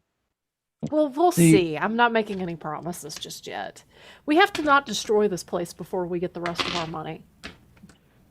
And then I look at Dr. Pitts. Dr. Pitts just gives you a sheepish sorry. All right, so yes, your trap is empty. I do your double check the people trap can- to make sure the trap is not a problem. And when I find out it's not, No. it's like, yeah, there's nothing wrong with the trap. So since there's nothing in it, you can reuse it. So we didn't catch either one of All right, them. so Nope.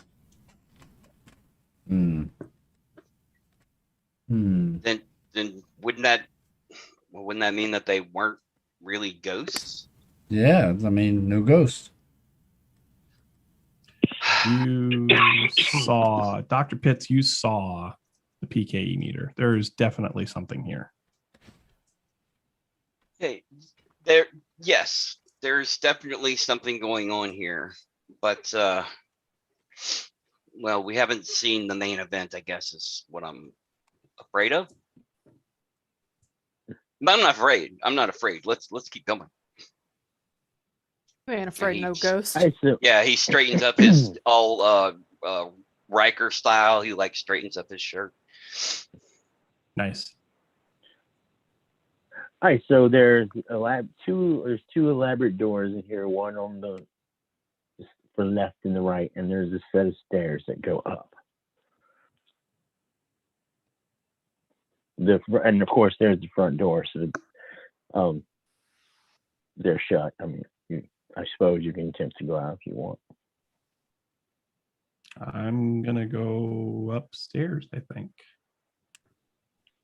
Yep. If any good All right. mystery is ever proven, the bad guy's at the top story. I'm gonna grab the infrared camera by the legs of the stand and hold it by the legs of the stand as we all go, I guess, up the stairs. All right. I'm gonna wait until they are up the stairs, and then I'm gonna grab something that is smaller than my hand that looks exceedingly expensive, and I'm gonna pocket it. All right. Seems legit. I'll let you roll a ghost die to get some brownie points today, but I don't want to make it a habit of letting you do it just for stealing. But I'll let you do it this time. Okay. Because if that was the case, then you're never going to run out. Okay. And actually, I don't think the ghost die does anything if you roll it on that. Okay, well, I rolled a 4, so All right, so you get 4 brownie points back. perfect. All right. And then I'll turn around and follow back up the stairs. Do you have the video camera with you? Yes. I'm going to grab the video camera on the way up. I can't leave that downstairs, then I won't have a crappy home shot video to sell to these TV shows. I just want to make sure you got that drop kick on video, because that's going to be my new stunt tape. Show everybody that I'm better. Yeah. Don't worry, I'm going to That was edit you going out of on the the video. commercial. I never should have Yeah. went into business with non-scientists. All right, Vinkman, you get up to the stairs. Yeah. There's a landing up here and Okay. a hallway. Okay. Your PK meter starts to go up. Bing, bing, bing, bing, bing, bing, bing, bing, bing, bing, bing. Okay. There's something quite possibly down the hall. So looking down the hallway, is it a long hallway, a short hallway? Are there any doors on either side? Oh, there are 4 doors on each side of here, and then the hallway like tees off. Okay. All right. So, I'll kind of We're turn. looking at Go ahead. the hallway's about 30 feet long. 30 feet long, 4 doors on one side, 4 Yeah. doors on the other, and it tees at the end. Yeah. Okay. So I'll go over my shoulder and I'll say, hey, I'm getting some readings up here. And I'll start walking down the hallway. All right. Paying very close attention with every step to what happens to the meter.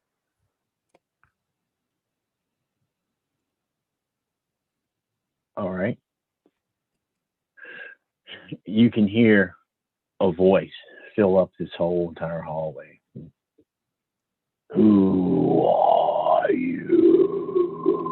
And it like rumbles the hallway, and everyone can feel it in your bones. Dr. Pitts is like, I'm a little teapot, short and stout. It just starts dancing like.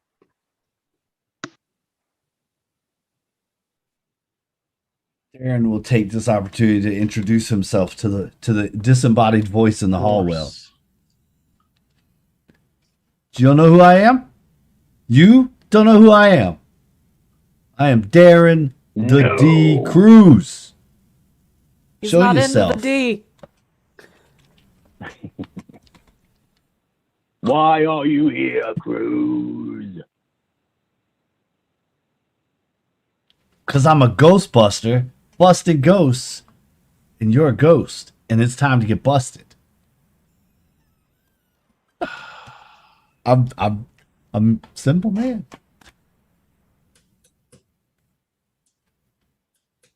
my shot. You are not here. You are not here to join us. You intend me harm. Join whom? It's who, right? Join who, right? I'll look back. I'm the one with the college degree. I'll It's look- whom? No. It's who. Whom is.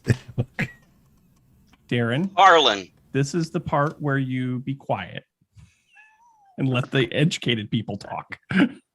Darren actually has a when you 4 say- in brains. That's Harlan. Harlan. That's that would be the Harlan from the book. Harlan. Yeah. Again, I have to You ask, are speaking to Harlan. who's with you? You said join us. Us who?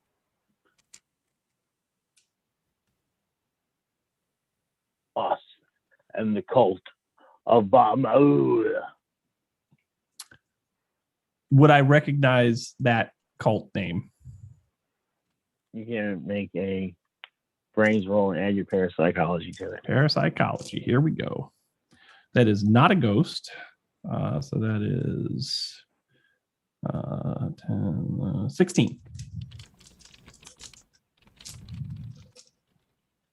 All right. Yes, this name sounds familiar to you. And it's something you came across only when you moved here to this island. Okay.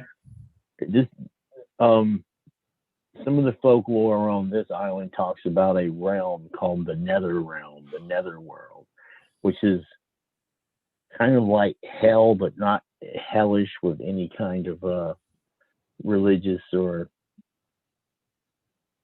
spiritual philosophy connected to it. Okay. More like another realm where things are just nightmarish and terrible. Okay. And this Bamul is a general in the armies of the Netherworld. And his goal, of course, is to find a way to open up the gates of this realm so the armies of the Netherworld he can lead the armies of the Netherworld into this plane. So I'll share that information with the group. You know, this Bamul guy he's kind of a creep. He's of course, with anything looking for world domination and all that good stuff, and I share everything that I know about it. Gods don't exist.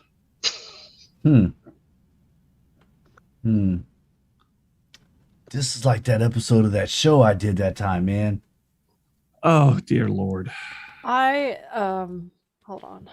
Are you here to join us or harm us? Well, Are I you don't- the enemy? I don't plan on joining anyone. But that doesn't mean we have to harm them. We could We could what? relocate them. Would you like to move to another house?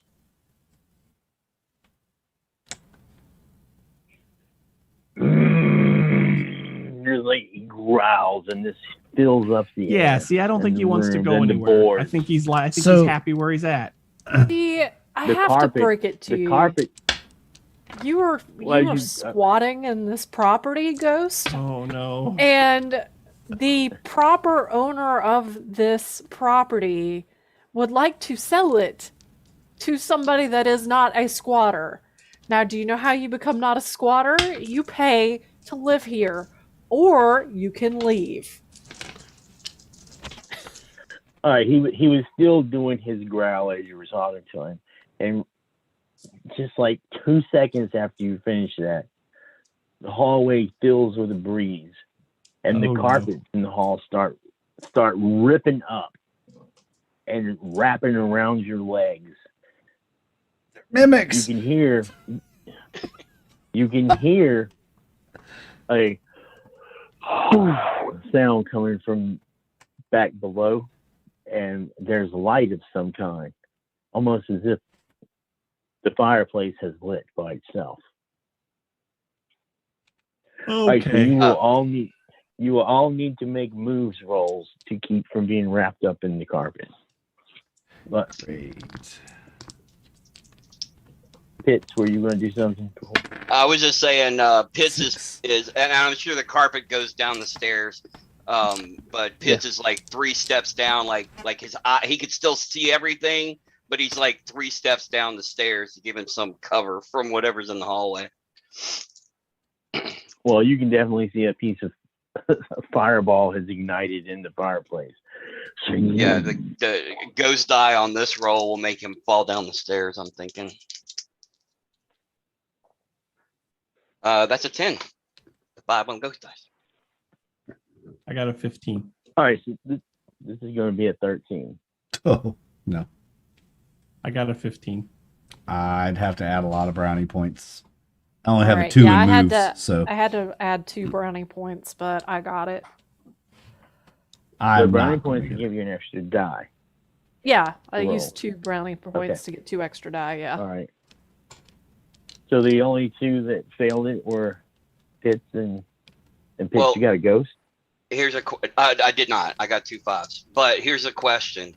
Would this be a jumping out of the way kind of thing, or just a dodging thing? Because I do No, have you jump. can do a jump out of the way. Okay, You then can I do a get 3 jump more on dice. this one. That's plus 14, so 24.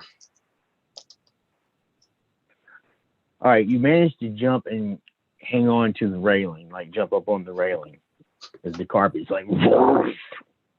So Darren, you are wrapped up into the carpet. Good. Everyone else, you're still on the carpet, but you've managed to get yourselves in a position where it hasn't grabbed you. And the carpet starts to move, and as it moves, it's moving towards the stairs, and it's dragging poor Darren. And you can hear the voice comes back. Brrr. Look, you don't want to do that. You don't want to do that. Well, I'm telling you, you don't want to burn me. I don't burn well. I'm not good for burning.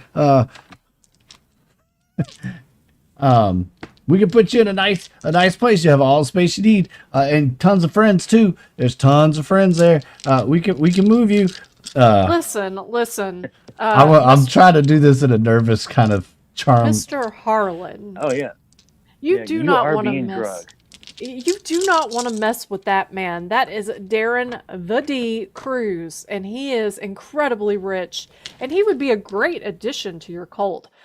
I think I want to roll a bluff on him.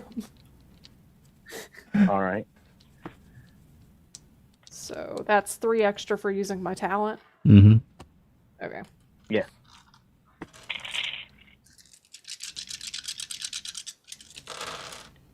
Okay, so that is a 6 on my ghost die. oh dear. Well, I'm doomed. And While she's trying to bluff him, I'm gonna try to charm him with my. I don't burn well. You don't want to burn me. 21, Well, but I failed with the ghost die. Well, you not only did you roll a ghost, he rolled a ghost as well. Oh, so it's So really it's bad. double bad. Oops. There's not even any point in trying to roll anything. I'm dead. All right. At this, one of the doors opens up and hits you in the back and knocks you further into the carpet. I'm talking about Chastity. So Chastity, you can make another roll to see if Move's roll this time is going to be it's going to be a 13. To keep from being wound up in the carpet. And yes, it feels like the house intentionally tried to knock you into the rug. All right.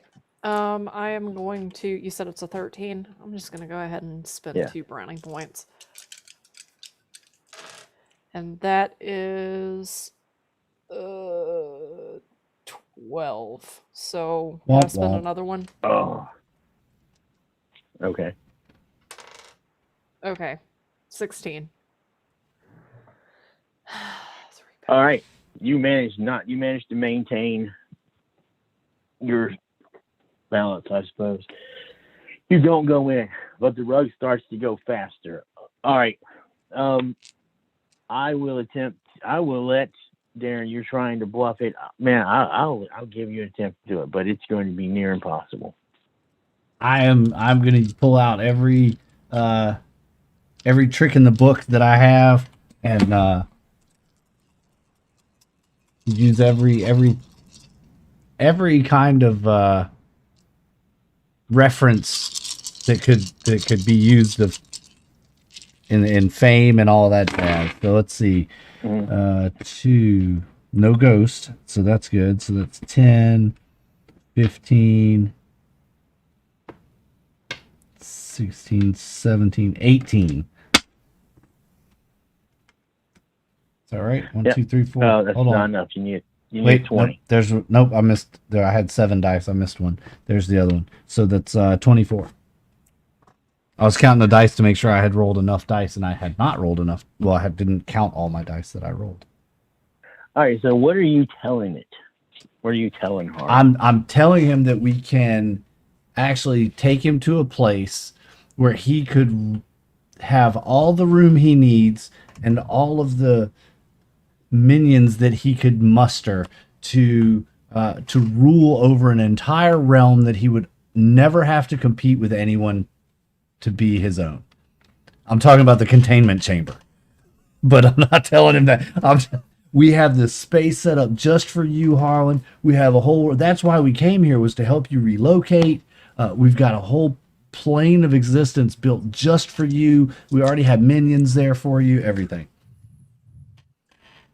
All you have to do is just step into the light, and I'll look at Vinkman and like give the nod to throw the trap out. I think I feel the beat that Darren is laying down here. And I would like to try and bargain with the ghost. Oh, God. You know, he's right. All right. You know, he's right. We do have a place that you could rule for eternity. And we're willing to give that to you. All we ask in return is this house.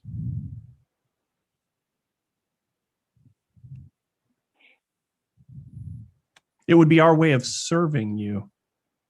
Ooh.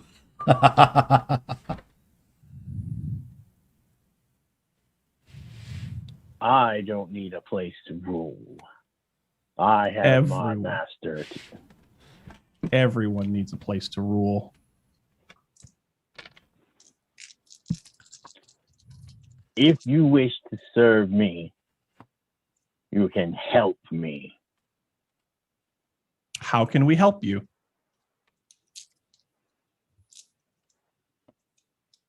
In the room downstairs, there is a sigil on the floor. Okay, seen it. Someone was foolish enough to begin to wipe it away. Okay. Finish the job. Clear it, so I may open the path for my master. See, I'm willing to compromise here. I'm willing to work with you. But we're gonna need something. We're gonna need to see you. Can we see you in this room? Can we meet face to face? See, we're still corporeal. We don't have all of the luxuries of being able to be, I guess we'll call it omnipresent. Can we meet? Can you come to this room and we can talk? Servant to master.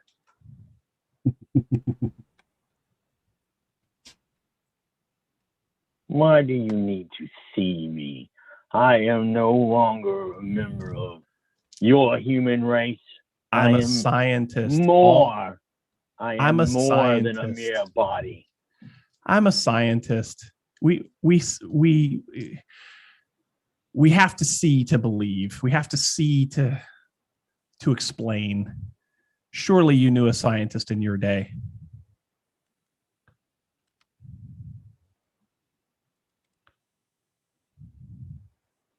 See this and know I be real. And the carpet starts moving again. Oh, damn it.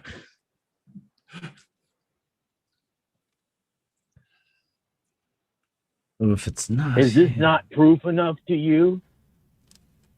Not really, no. I mean, that's a cheap parlor trick. Anybody can make a carpet move. All you got to do is rig something up at the bottom of the carpet and get it to pull. How do I know you're just a guy in a basement pulling a lever? Like every other ghost we've ever caught. Am I still wrapped up in the carpet though at this point? Like you were wrapped tight. Okay, it's moving slower though. The carpet is moving slower. So, if not for you, then what about for your master? A realm for him, only for him, to rule all eternity without enemy. My master has but one realm to rule, and that lies outside the door of this mansion. Why this mansion? The sigil, we can get you there. Destroy the sigil, so I may open the path, and you will be allowed to live and given reward. I think we can reward, make this work, you say? guys. We can make this work. What kind of reward would that be? You will get to live to serve our master. Well, that's not much of a reward now, is it? I mean, money's a reward.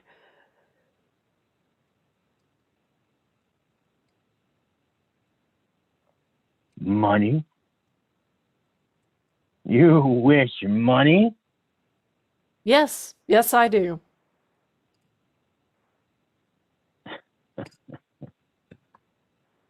Easy enough. Destroy that sigil so I can open this door, and all all of this realm are yours. That sounds like us. Unless you sign a contract stating that we're all going to come away from this scot-free, and you're going to pay me lots of money. I can't do that. Well, we're going to come away from this, but you're going to pay me. I noticed. You wish to enter into a contract? This can be done. Contracts these days are negotiated in person, face to face. I just need a moment to write up this contract. Meanwhile, Darren is slowly being pulled to the fireplace, wrapped in a freaking carpet, like a corn dog going to the roaster. Pitts is on the stairway. You would have to go past him to get to the fireplace, and I was waiting for that. Pitts is not going to let you get past him. Yeah, he's not to you yet. He's not even to. I look down at Darren and go, "Hey, you're doing great." Again, when it started moving again, it was more of a, "Oh, is this not enough?" Just kind of one of those steady reach across the table and slowly pull the contract papers away. Like, do we not have a deal? Oh, no, don't worry. I'm going to write up a quick contract. And this contract is going to say something along the lines of they have to let us live, pay us a lot of money, and the external realm is actually the what you call it back at the station. The containment chamber? Yeah, the containment chamber. And I want to use my bureaucracy to write up this contract and use a bunch of legalese to make it sound like it's a good deal for them, but really it isn't. And here's where we die. And I want to use bargaining to sell it for the glory that it is. All right. So that is 12... 17, 18, 22, 24, and 29. Damn. I rolled a 29 on my bureaucracy. Dear Lord. What do you have, like a 5 in brains? Your earthly contracts. Your earthly contract is not enforceable. Enter into the deal with us. Sign the contract with us. Meet This our is the terms. contract that I can sign. It has your terms laid out in here quite clearly.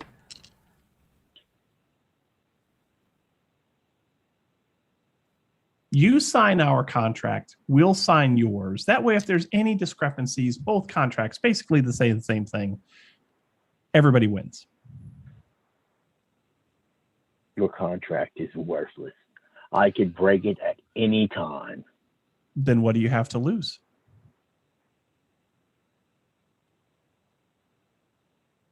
What do you have to Very lose well. by signing the contract? I sign that paper and you will destroy the sigil. Absolutely. That's what it says in the contract.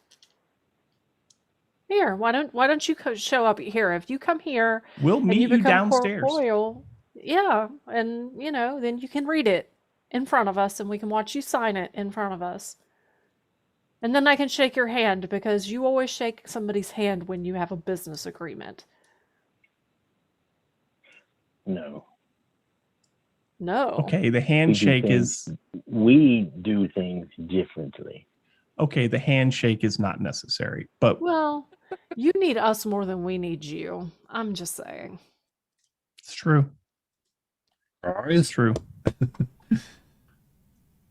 If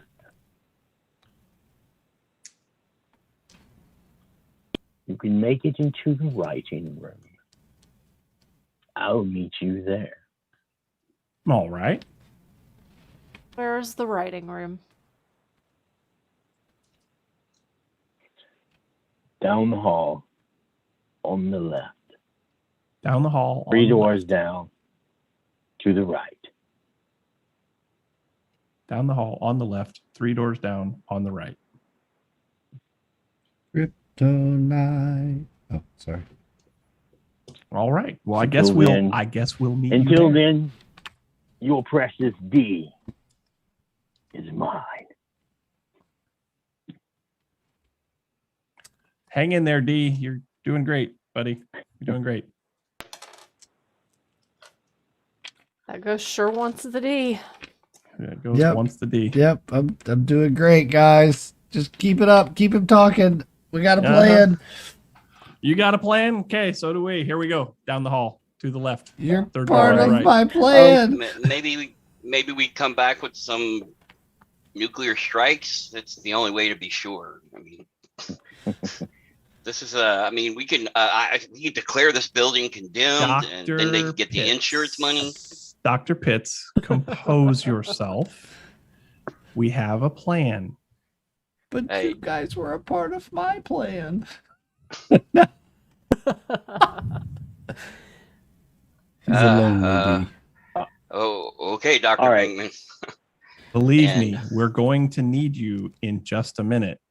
We're going to As need you walk you. down this hallway, it's almost kind of dizzying. It feels like it could be moving, but it's not.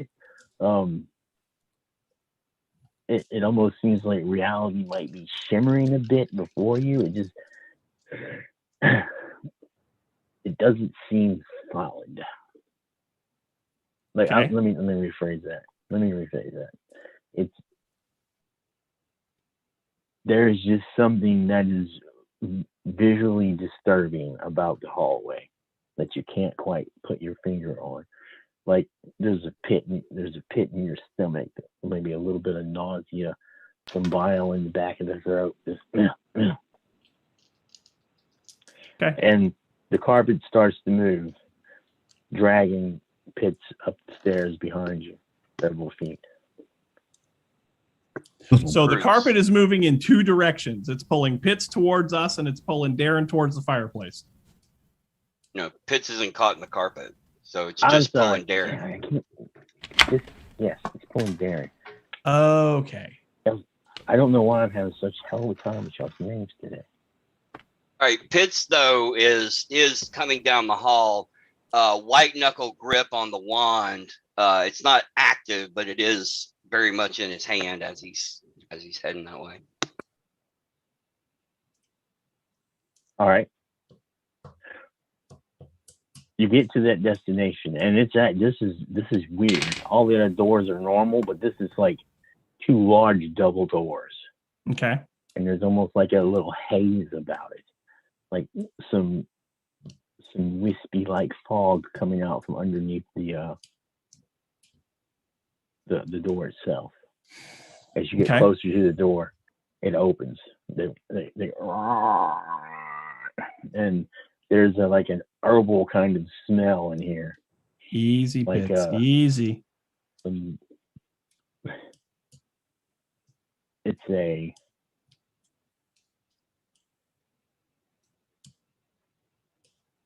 a large study. There's couches and sideboards and end tables. There's a tea service by one of the larger couches. There's a writing desk. There's paintings on all the walls except for one. And that wall has a large, it's really heavy bookshelf with dusty old books. And right above on the far wall, above this mantelpiece, is the biggest picture in the room. And it has a description on it, like it has a name tag on it, but you can't see it from where you're at. But it's a very sinister looking old dude. Very sinister old white dude looking at you like with menace in his face. Like someone painted him that way. Okay. I have a feeling that's our host. When Pitts walks into the door behind everybody else, he kind of looks back down the hallway, the empty hallway, and then he looks at the door and he gives the door a look like, I'll blast your ass too if you shut on me, and kind of walks forward a little bit. All right. I look at the picture on the wall and I go, our host, I presume. I believe you're probably right. Like the little accordion kind of door thing on the writing desk, it goes up by itself. Barely. I barely hold myself back. And the voice booms out.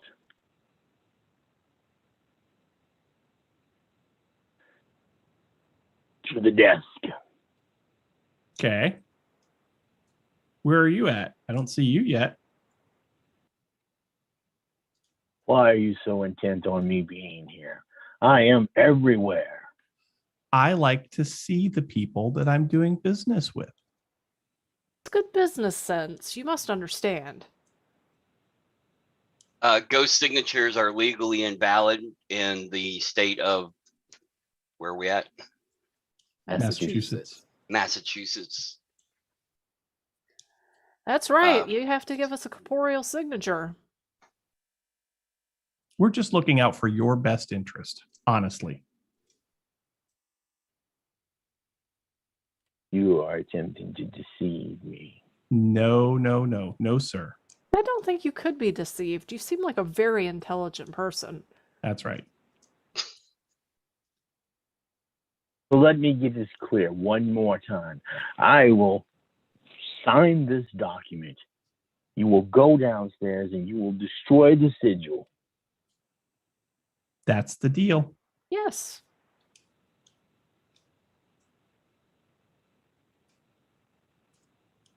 Very well. The bookshelf starts to rumble when it starts to move. And there is like a secret door back there. And there is a guy that looks like the old guy in the painting. He's wearing like an old suit from the 20s. His eyes are sort of sunken in. He looks like there's something infernal about him.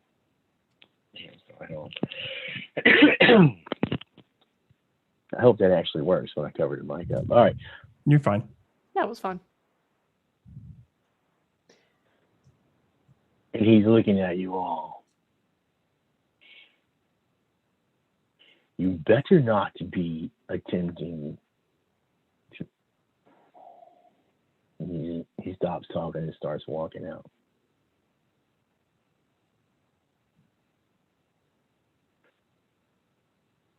He walks up to the writing desk. Mm-hmm.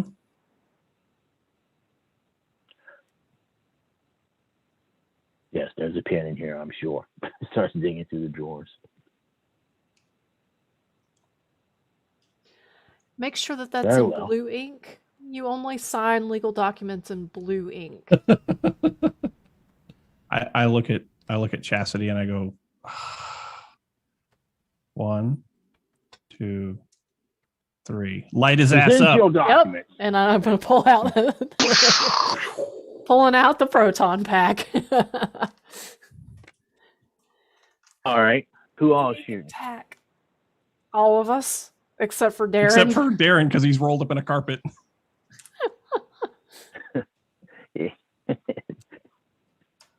All right. The beams go through the image of the guy, then hit the wall. The whole room goes, I knew it. And the face in the painting gets really angry and like comes out of the painting. It's huge.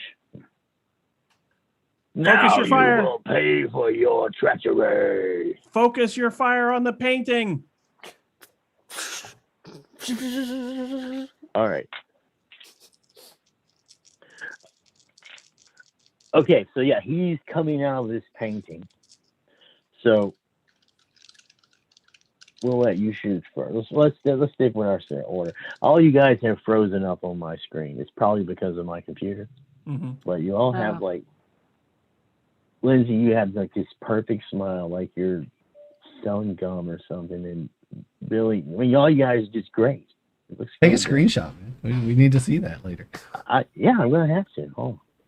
Yeah, take it with your phone, because if you do anything else with your computer, don't it might touch any crash. keys on your computer. Oh shit. Okay, you're right.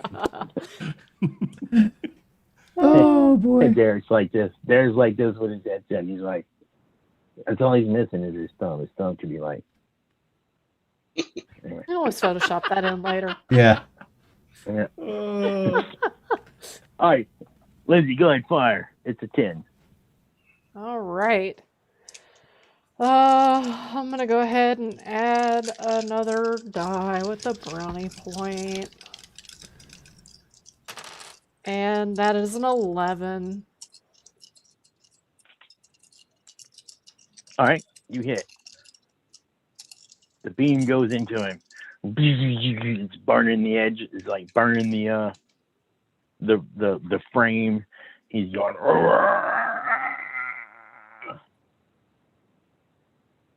When he does, Darren, the carpet falls limp about you. There's no more tension on it. As soon as it goes limp, I will just force my way out of it like a badass. You know, like acting like I've ripped the carpet apart. Yeah.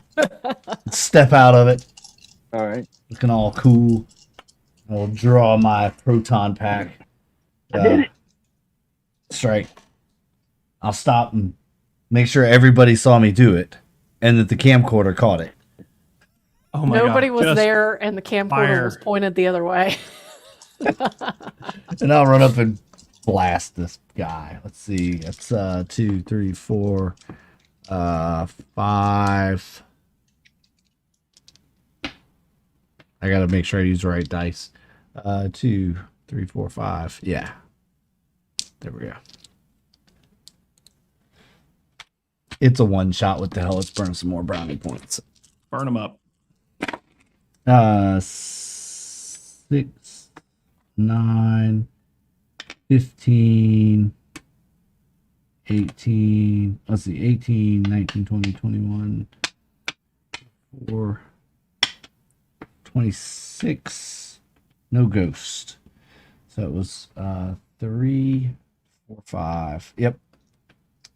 Wow, that's an awesome roll.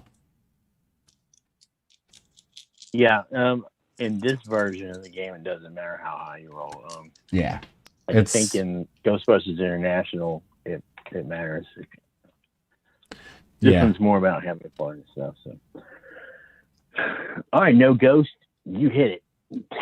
What the ghost master can take it into consideration if you get a good roll. All right, your proton beam hits it. His eyes get all running mad and he's like, no. That's right. You You will wanted the die, D. Now you got me. Mm. The D will die. All right, Giving him the D. That's right. I'm giving him the D. Vinkman. Yeah, Venkman, seeing that there are now 2 beams on the ghost, is going to roll out a trap. That is not a ghost. All right. And it's an 11. You don't really have to.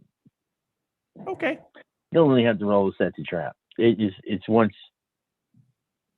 So yeah, you get trap out. It's not a problem. All right. All right, Pitt. Step on the foot pedal. Pow Pitts is well, genuinely terrified, but he's still got his finger on the trigger. So, however, I won't put any brownie points in. He's just firing scared.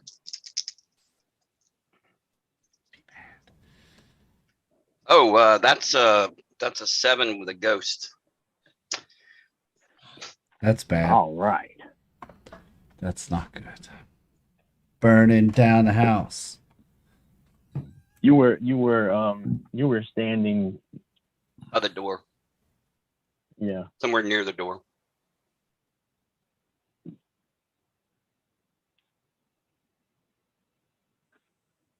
All right. Your shot goes across. It's a wild, wide shot. It's like the beam goes across the floor, and it goes across the wire of the footpad for the trap. It doesn't sever it completely, but like it melts through the plastic, and there's some sparks coming out. Pitts. Pitts turns and fires at the door behind him. Pitts. What? Put that fucking proton pack down and fix that fucking cable.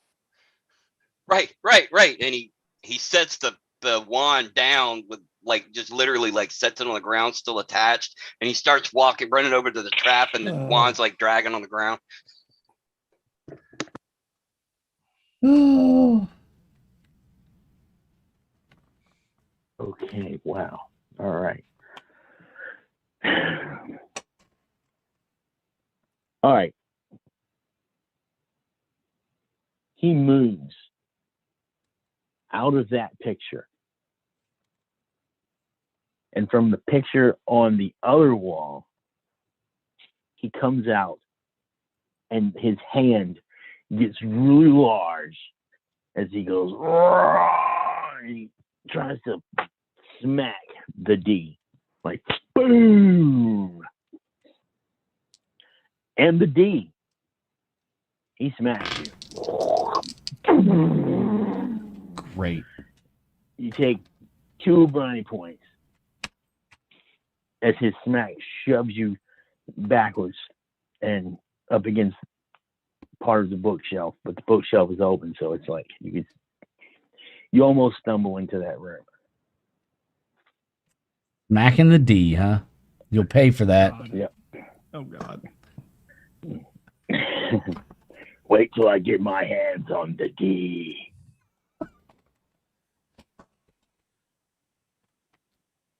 All right, it's back up to I can't. Oh, is he still in the beams? no. Oh, for fuck's sakes.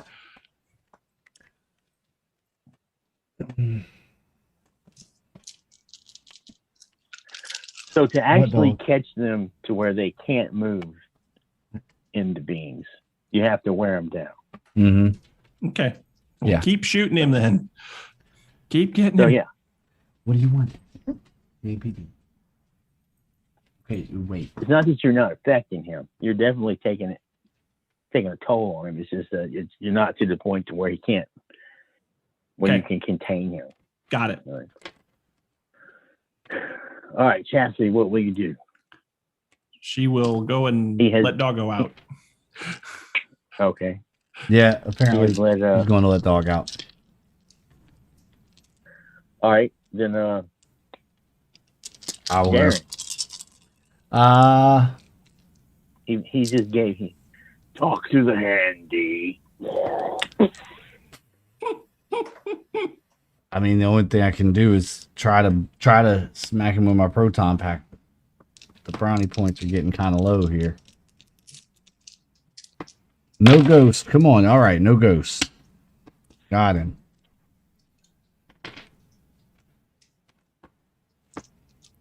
Taking a shot at him? Yep, taking a shot at him. No ghost.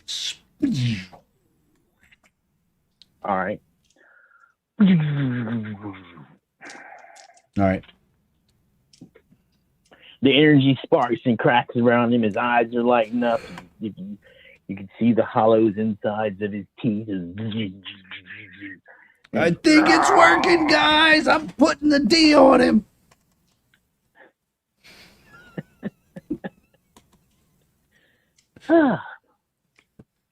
Venkman. Let's do. Let's get Chastity's roll out of the way. She's back. So. All right. And I'll go let Doggo back in. Did you see Harlan gave him the hand? I did. All right. All right. So I'm gonna move to shoot him again with the proton pack. What's the success for it? It's 10. I need to roll another die. All right. That is 4, 8, 11. All right, you got it. The beam plows into him. He continues to yell in anger. Venkman. So I guess I put the trap out just a minute too early. I'll sorry about that. And I pull my pack and I take a shot at him. That's a 9. All right, we can spend a brownie point or sure. Let's spend a brownie point because that'll guarantee a success, right? Because I only need one more to hit. Yeah. Yeah, right. So you don't have to roll if you don't want to. Yeah, I mean, I rolled a 6. Unless you want to. I rolled a 6, so that's what? You lit him up. 15. Okay.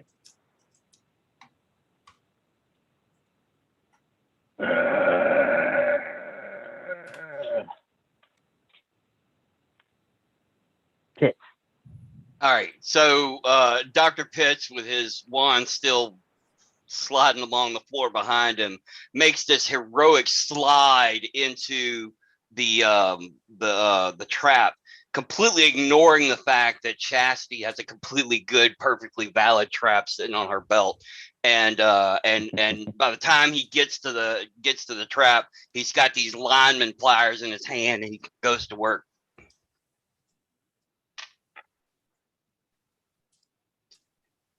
This gives him the opportunity to be heroic and completely ignore the ghost in the room.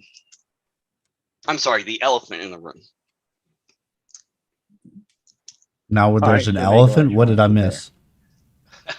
Nothing.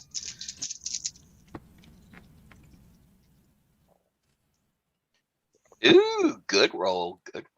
Okay, so that's 12, 18, 19, 20, 21, 22, 23, and I rolled a 5 on the ghost today. Nice. So yeah, he slides in there and he's pulling some extra wire out of the box and then twisting it together with the wire clamps real quick. And from somewhere in another pocket, he pulls out wire nuts and twists it on there really good. He pulls out the electrician's tape for a second and is like, "Nah, I got time." He puts it back away. That's him. Right. Fixing the trap and slaps his hand down on it so it throw the D some of those wire nuts. All right. These nuts. Whew. These wire nuts.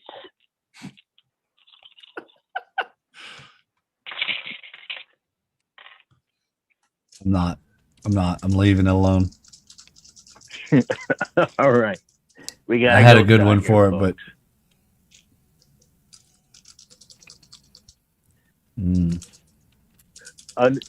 another hand comes out of a painting on the other side of the room, and it gets big as he goes.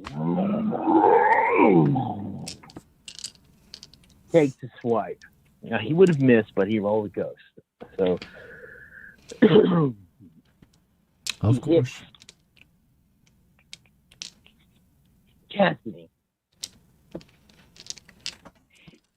He hits Chastity, but not with enough force to knock her completely down. Just enough to give her a sprained ankle as she tries to maintain her balance for 1 brownie point. But then it's Chastity's turn.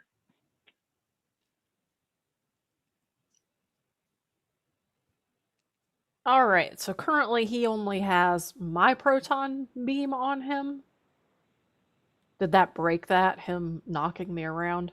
He's been hit 1, 2, 3, He's been 4 hit times. 4 times. Yeah, he's been hit 4 times. Okay. All right. Otherwise, until he's weak enough, he can still move in and out of the beams. Once he gets weak enough, he can't move out of the beams. Gotcha. Okay.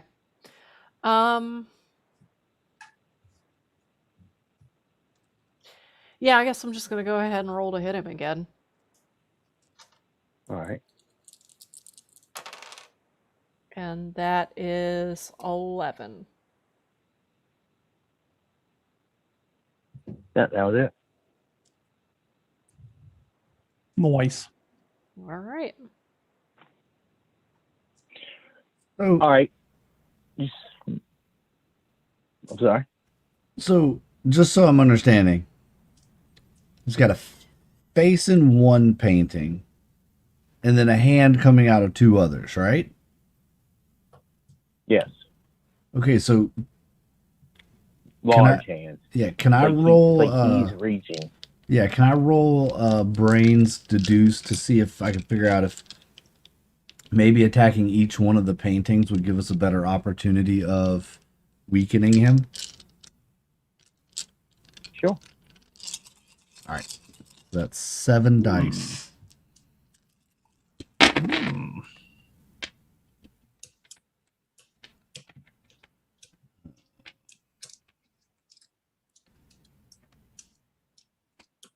Six, 12, see, that's 27, 27, 20, 33. 33. That's good. Well, what you can deduce is that there are paintings all around this room, lots of paintings, except the bookcase wall. He seems to be able to come in and out of all the paintings. So the less paintings that he has to come through, the less you see what I'm saying? Yep. Mm-hmm. So we can limit his interaction in the room, and I'll kind of tell everybody, hey, the fewer portal, the paintings are portals. The fewer portals he has, the fewer ways he can get to us. We need to wipe out the paintings. I look at Darren and go, that's the smartest thing that I've ever heard you say. Thank you. Where in the world did you come up with that? That's a brilliant idea. So there's more here than just a hair farm, buddy. Now get to work. A hair for him. Uh-huh. He's cultivating hair. That's right. Terrify, you son of a bitch. All right. Terrify, you some bitch. Oh, bitch. Some bitch. All right, so that was my turn. You see that and you yell that out. So we're at Vinkman. I'm going to get you guys' names right, and we're going to be shutting it down here. So, all right. That's right. So hearing him say that, giving my retort back to him, I eyeball a painting that's reasonably easy to target, and I take a shot at it so I can set it on fire. All right. You see one painting that has him in it, Okay. and he looks like he gets this look of surprise on his face when you point the wand at him and push the button, squeeze the trigger, whatever. Okay. So, this is let's still call it 10. Go ahead. That is no ghost, No, and I'm gonna make the painting an 8. an 8. Oh, we're way past 8. So yeah. Okay. All right. The beam hits the wall near the painting and just goes, and the beam goes right across it, rips the painting in half, burns through the wallpaper and into the wall. Cool. And we have Pitts. Pitts is looking for, again, anything to grab onto to keep from focusing on the actual creature itself, and so he kind of stands up and puts his foot on the trap to keep it open, and he grabs for his proton pack, and the wand's not there, and he's like, oh shit. So I don't know, I think he spends the rest of the round like getting his proton pack ready, but my intention is to go the opposite side of the room from where Vinkman started and take out pictures. Excuse me. Right. And take out pictures. So yeah, but this is probably just going to be him getting his wand back together. All right, back to him.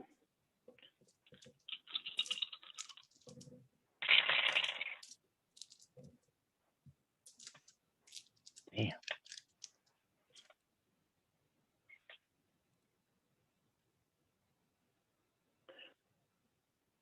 He slings another hand out of one of the paintings.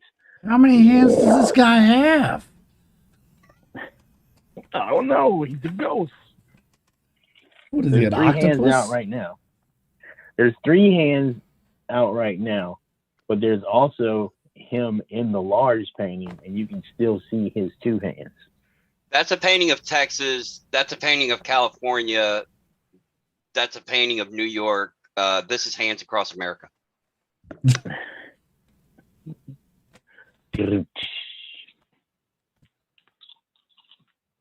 Okay. Oh, I already rolled. I'm sorry. Yes. Yes, you did. He hits. This hand hits.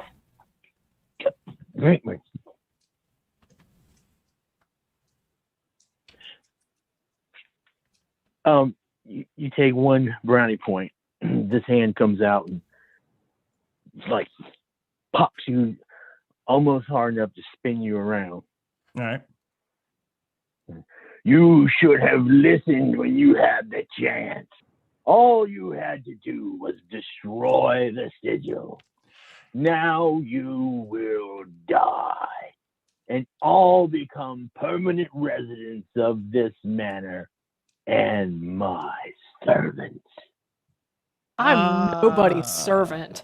I have an opportunity My to buy daddy is rich. I have an opportunity to buy a lot of equipment with the money we're being paid for this job. I don't need to be your servant. I want more equipment.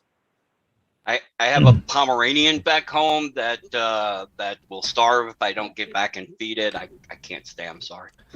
The D serves but one master. You will all serve me in death. And the hand that's in front of Chastity like stands up on the floor, but it's a big hand, right? It's almost as tall as her, and the fingers come up and it starts like doing like boxing moves, like.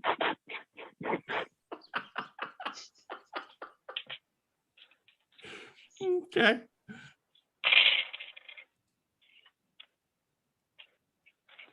Oh, all those dice. Missed.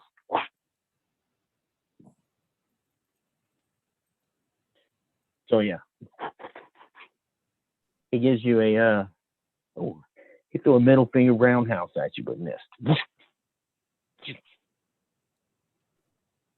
Nice. Oh yeah, I think we might get out of order here. But no, it's Lindsay's turn. Yeah. Yeah, at it should the- go back to Cassie's Cassie. turn. Yep. All right, so I want He just to. gave you the finger. That fucker. I am going to. I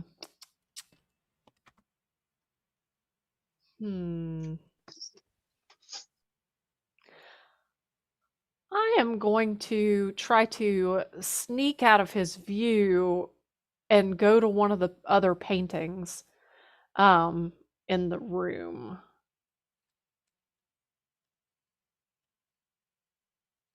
All right. So, So let's make that a move. yeah, that's a moves, and my talent is sneak. So,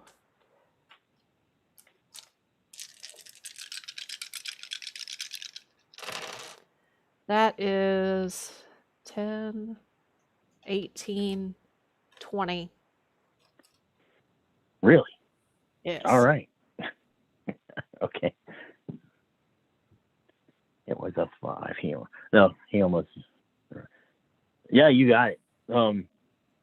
He appears to be occupied with the D keeps running his mouth, and it's pissing him off. He's occupied by his the D. eyes are all his little faces in these paintings are turning and focusing on the D. That's right. Take a look at that. Gotta look at the D. They're All right, inspecting D. the D. Yep. It's your turn. All eyes are on you. Oh, okay. So I don't have to use that then. Okay.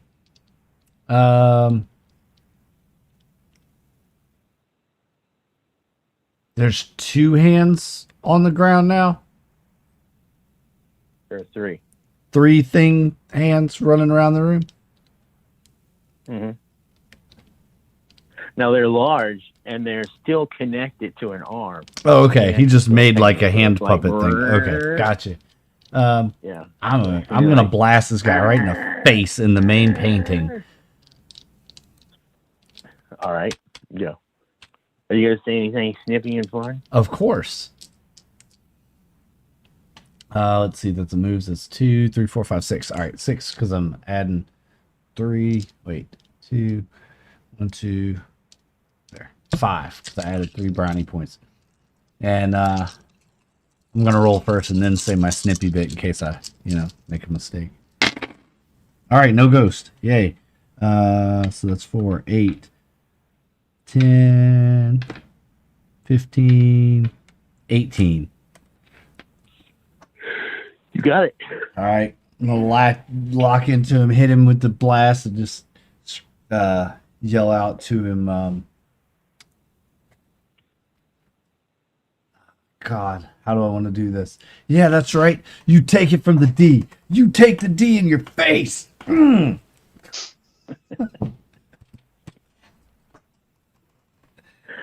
All right. The beam hits him hits his big head.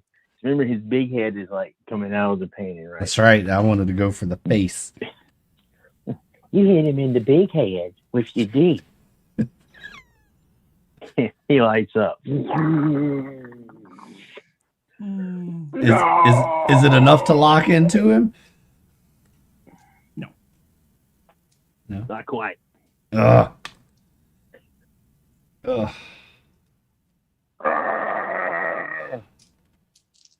And it is Brinkman's turn.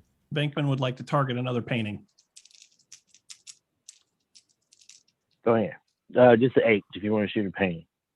Yeah, that's 10. No ghost. All right, you light another one up. Sweet. This one takes out one, and there's a little smaller picture behind it. The glass bubbles up. The room is starting to look like someone is playing tic-tac-toe with a wood burner. Nice. I'll be right back.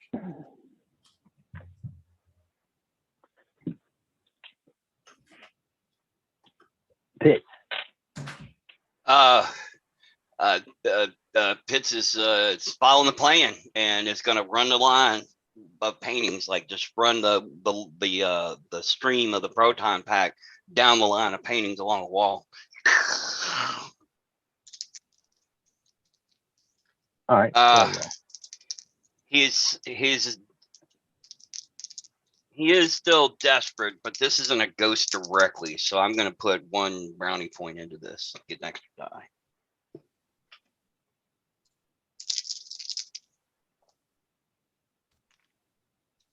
Whoo! I got an 8 with a 2 on the ghost die. So good thing I put that brownie point in there. Yeah. You burn another pack. All right. Just slowly, like, going along the wall. Both the hand sentinels turn and walk their way towards the D. And like I said, they got their little finger. They got their fingers up like they throwing jabs and stuff. All right, I'm going to do something different because he is going to hit you guys every time.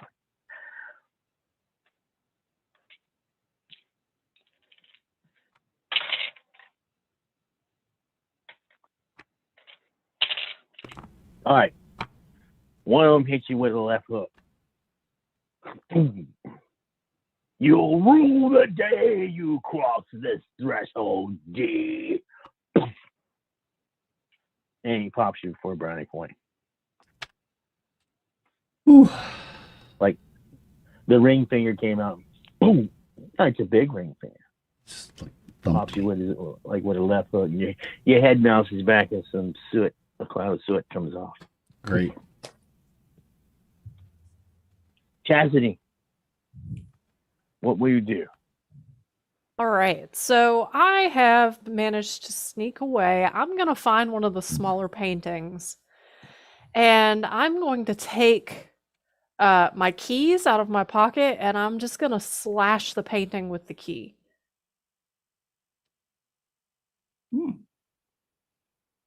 All right. I honestly don't see that Mineral would do that. So slash it. Whoosh.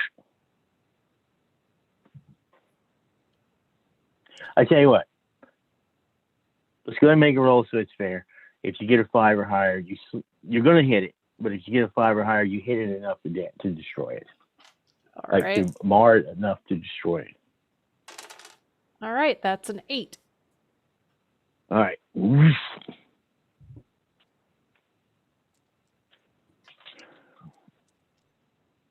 The D.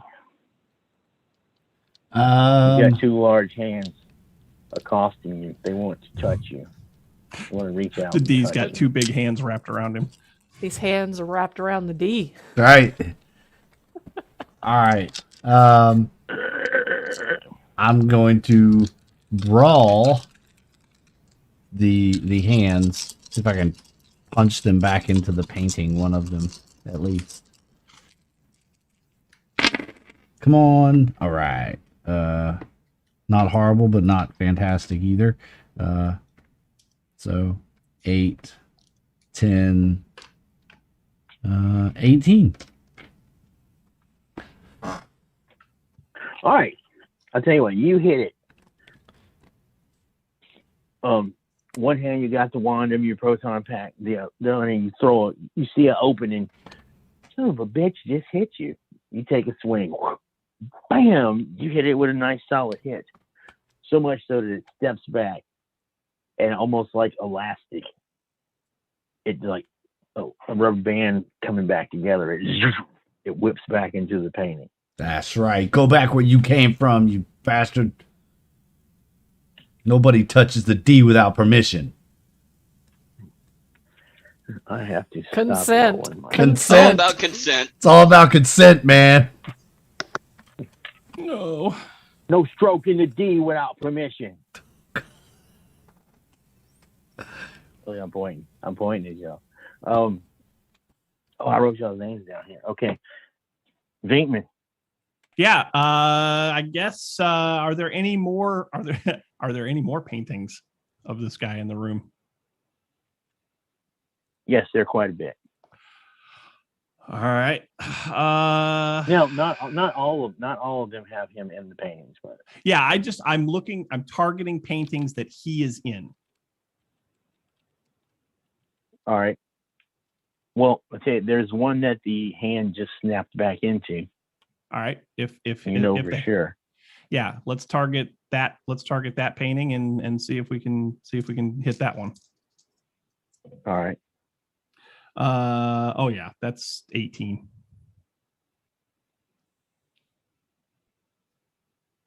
Oh, you get.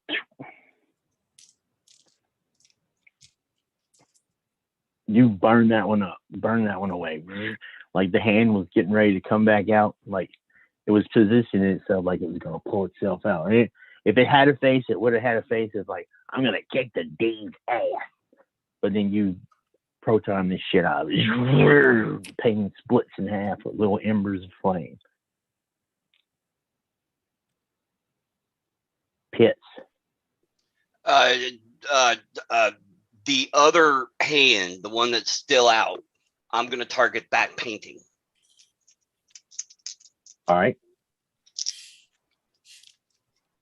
I'm going to burn another brownie point too. Because even an 8, I don't think I'll hit if I don't do that. I roll a 7. No ghost, but I didn't hit. I hit the hand instead of the painting. Yeah, what did you roll? I was looking at a message. Oh, I rolled a 7. No ghost. Yeah. All right. One takes a swing. I got to start rolling my ghost dice. It's old and it's like a screen painted thing and it's starting to chip. So.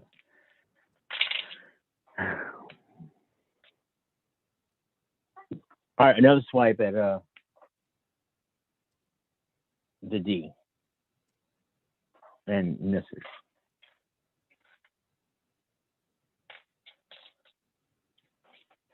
And Chastity. All right. I am going to move up to the next painting next to the one that I just slashed, and I'm going to do the same thing. All right, so if you get a 5 or higher, you damage it enough to take it out. 7. How many of these paintings aren't there in this room? There are a lot of paintings. However, there are only a few that have his actual face in it, like he's in it. Mm-hmm. It's hard to tell unless you like take the time to stop and count, but the number is getting fewer and fewer for sure. Okay. All right, and the D's turn. Gonna drop kick the other hand. All right. All right, that's 10, 12, 13. Not as quite as good, but still there. 13. All right, you pop this one, and it recoils back into a painting. That's right. And now it looks like the big Harlan is like maneuvering, and he's putting a foot through the painting, like he's gonna step out of it.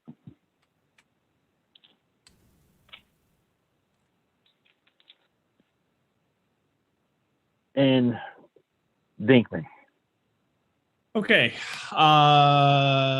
So I'm guessing that I would have seen that Darren kicked this hand and it went back into the painting, and I also would I'm guessing I would also see that the ghost is trying to come out of the main painting, right?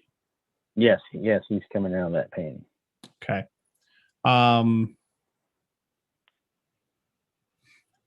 I'm going to take a shot at the ghost this time, coming out of the main painting. I want to try and do some damage to this guy so we can weaken him to get him in the trap. All right. That is no ghost. 10. Yeah, 10. All right. This one you can feel a little bit of sensation on the wand. This beam is adhering to him, and his angry face is. What are you doing? What is this? Putting you where you belong.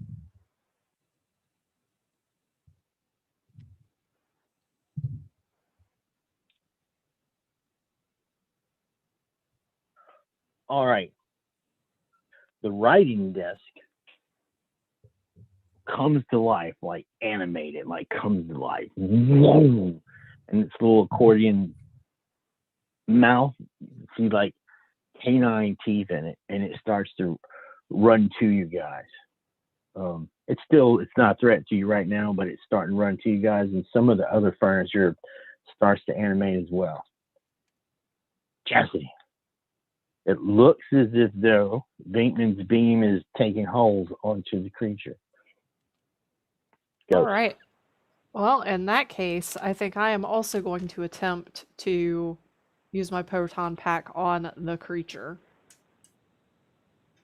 So. Did we miss somebody? Yeah. Oh, You did go we? back to Pitts. Yeah. Oh, yeah. Okay. Yeah, Pitts. Pitts is after me. Oh, I'm sorry. Shit. Go ahead, Pitts. I can't hear you. Press your button. Did we establish? Try it again. Do we know, as people who use the proton packs, whether the proton packs can grab a hold of physical objects or only ghosts?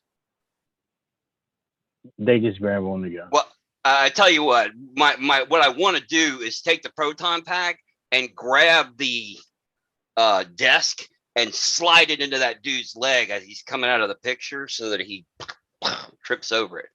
I basically want to just push the desk on past everybody else.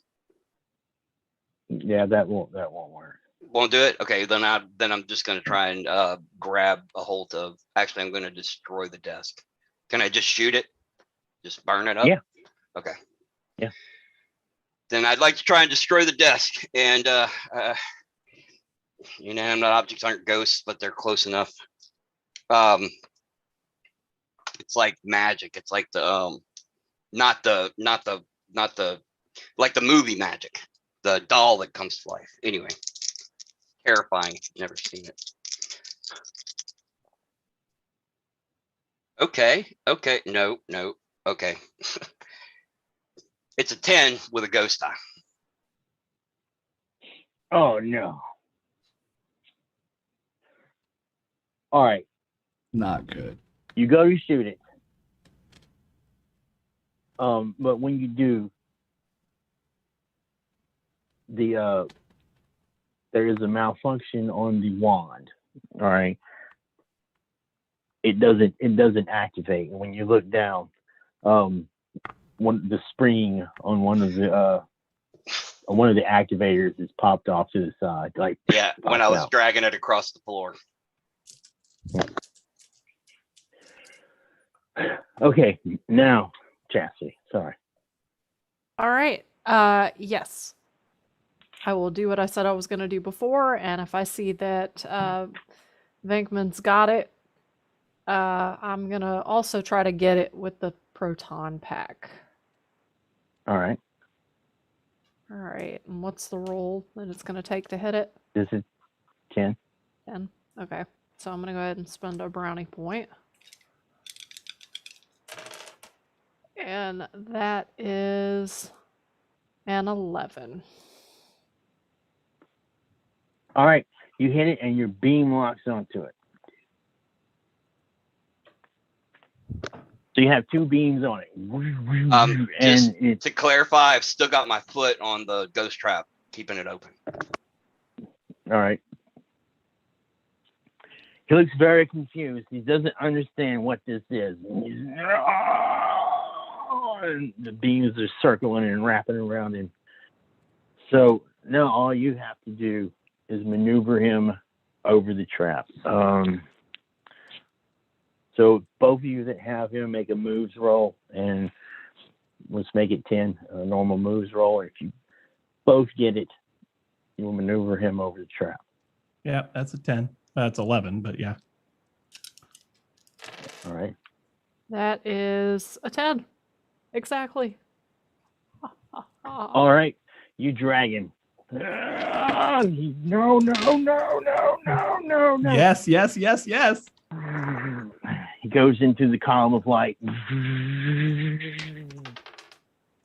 Curse you, D! I'll be burned. Close the trap. Beep, Pick my foot up. beep. Nice. And you have captured Harlan Randolph Bellevue Fauntleroy II. Fuck Class that guy. 4, focus full torso repeater. Wow. Mm. Fuck that guy. Venkman, was that the only thing in here? Look at the PKE meter. It's clean.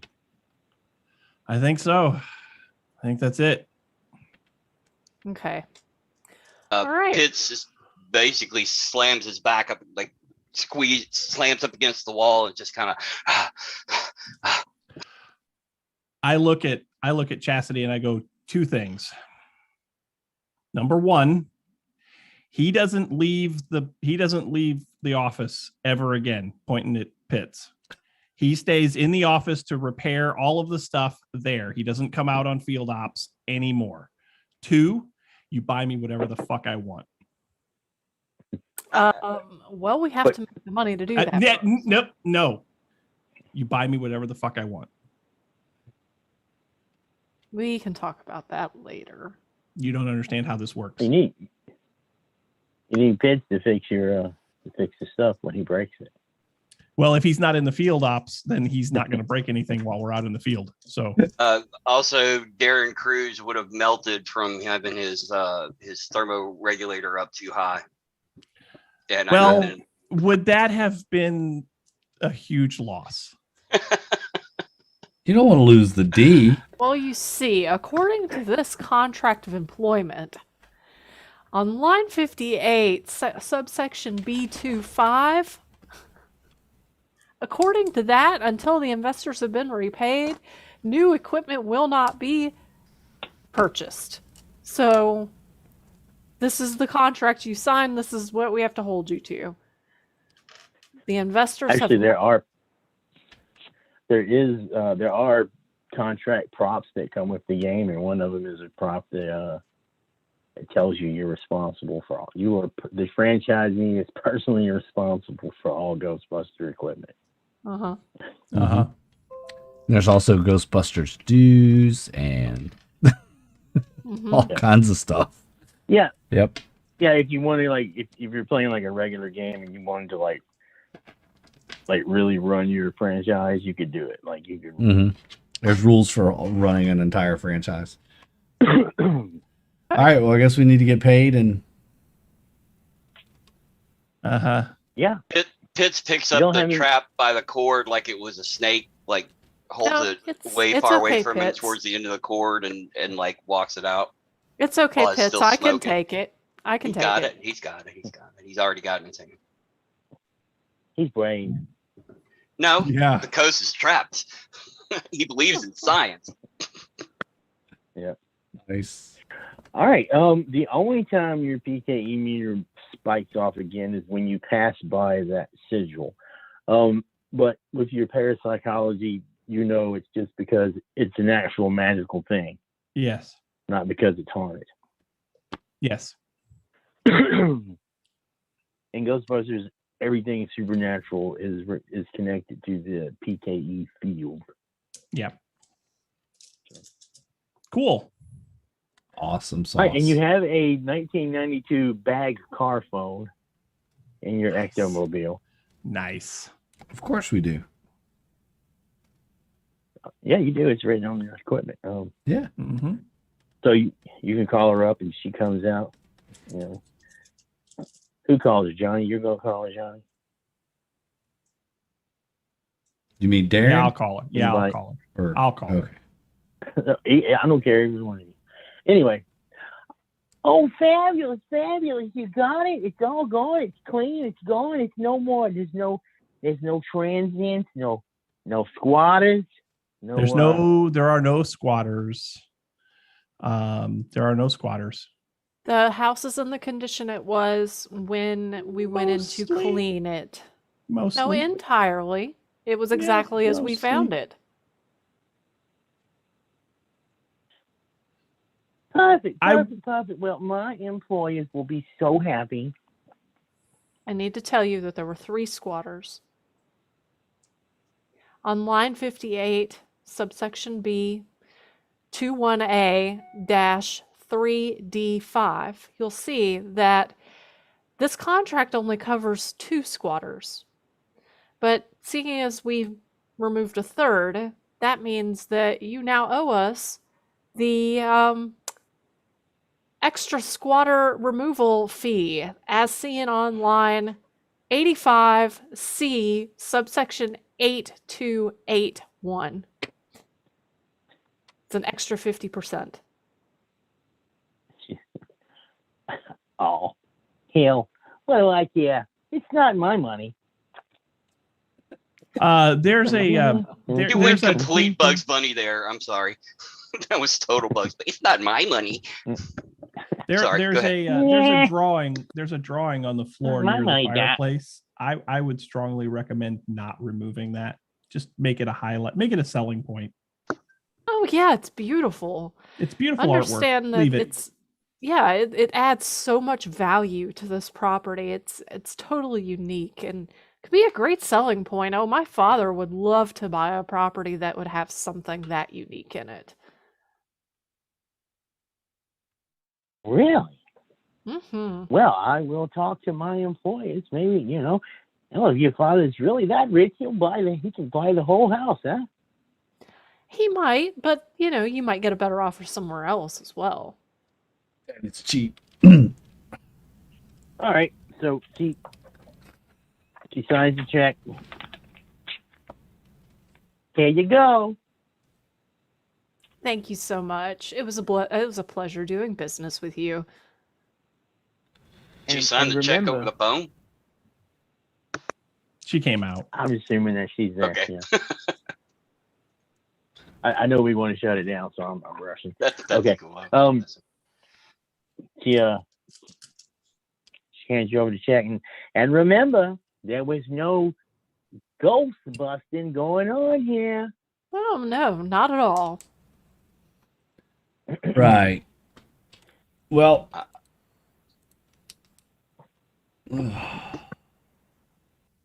guess that's gonna do it for us tonight, there, Susan. But you got my number. You call me. Oh, Next- I'll be calling you, D. I'll be calling you. That's right. Oh my It's so God. cute with your hair all mussed up and dark like that.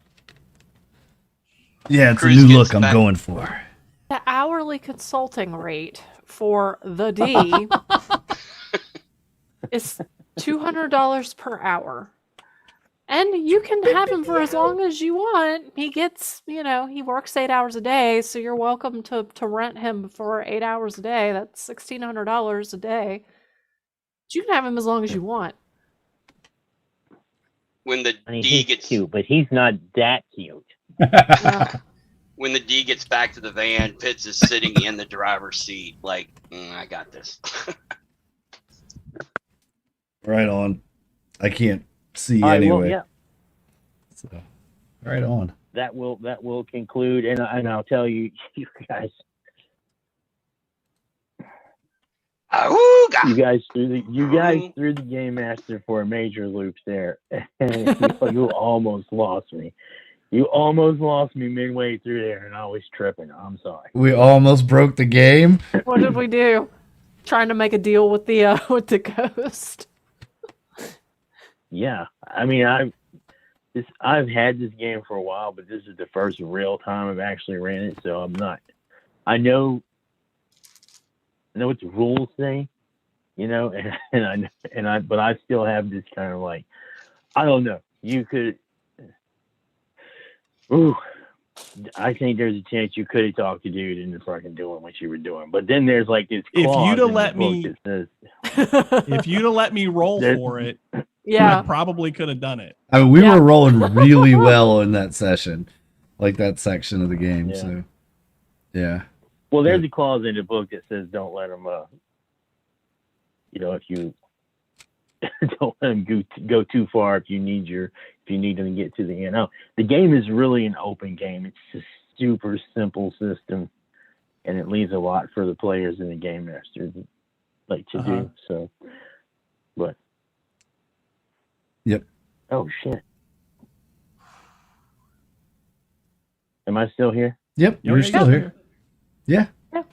Yeah. Okay, because my phone is telling me.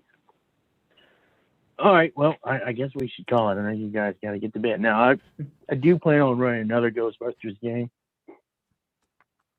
I guess during the I don't know if we decided which ones we're going to do yet during the Nope, there's a poll up in the Discord, so people are voting. I think we'll close it after Thanksgiving.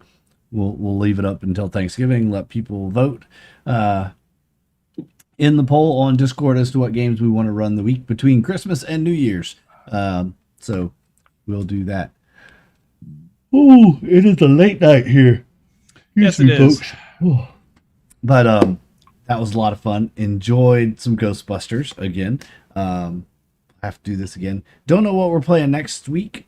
Who knows? It'll be a surprise. We'll definitely bring something to the table on Tuesday nights while we wait for the next module of Weird to get finished up so we can start that, or the next test play session to start streaming. So this week, tomorrow night's Impossible Landscapes, 7:00 right here. Then Saturday night, we have moved the time for Welcome Home from 6 p.m. to 7 p.m. Since it's a Saturday night, we could stay up a little bit later and play from 7 till whenever that's Eastern time. So make sure you tune in Saturday night at 7 for Welcome Home campaign, tomorrow night at 7 for Impossible Landscapes. And you really want to be there for Impossible Landscapes because Nathan has informed us that we broke the game. So things are about to get very deadly and very weird very quickly. Yep. We have been told make sure you have backup characters going forward from this point. So. I may have a backup character who is an ex-FBI agent, homeless man who hunts vampires. I'm just saying. Yeah. So with that, folks, make sure you tune in tomorrow night because it's going to be a lot of fun. But that's going to do it for us tonight here from the United Adventure Company. Thanks, Jesse, so much for running some Ghostbusters for us. Derek, Rick, and Lindsay for hanging in there and playing all night. Thanks so much. Lots of fun. We'll do it again very soon. But hey, till next time, we're the United Adventure Company. Stay out of our dungeons. Good night, everybody. Night, everybody. Good night.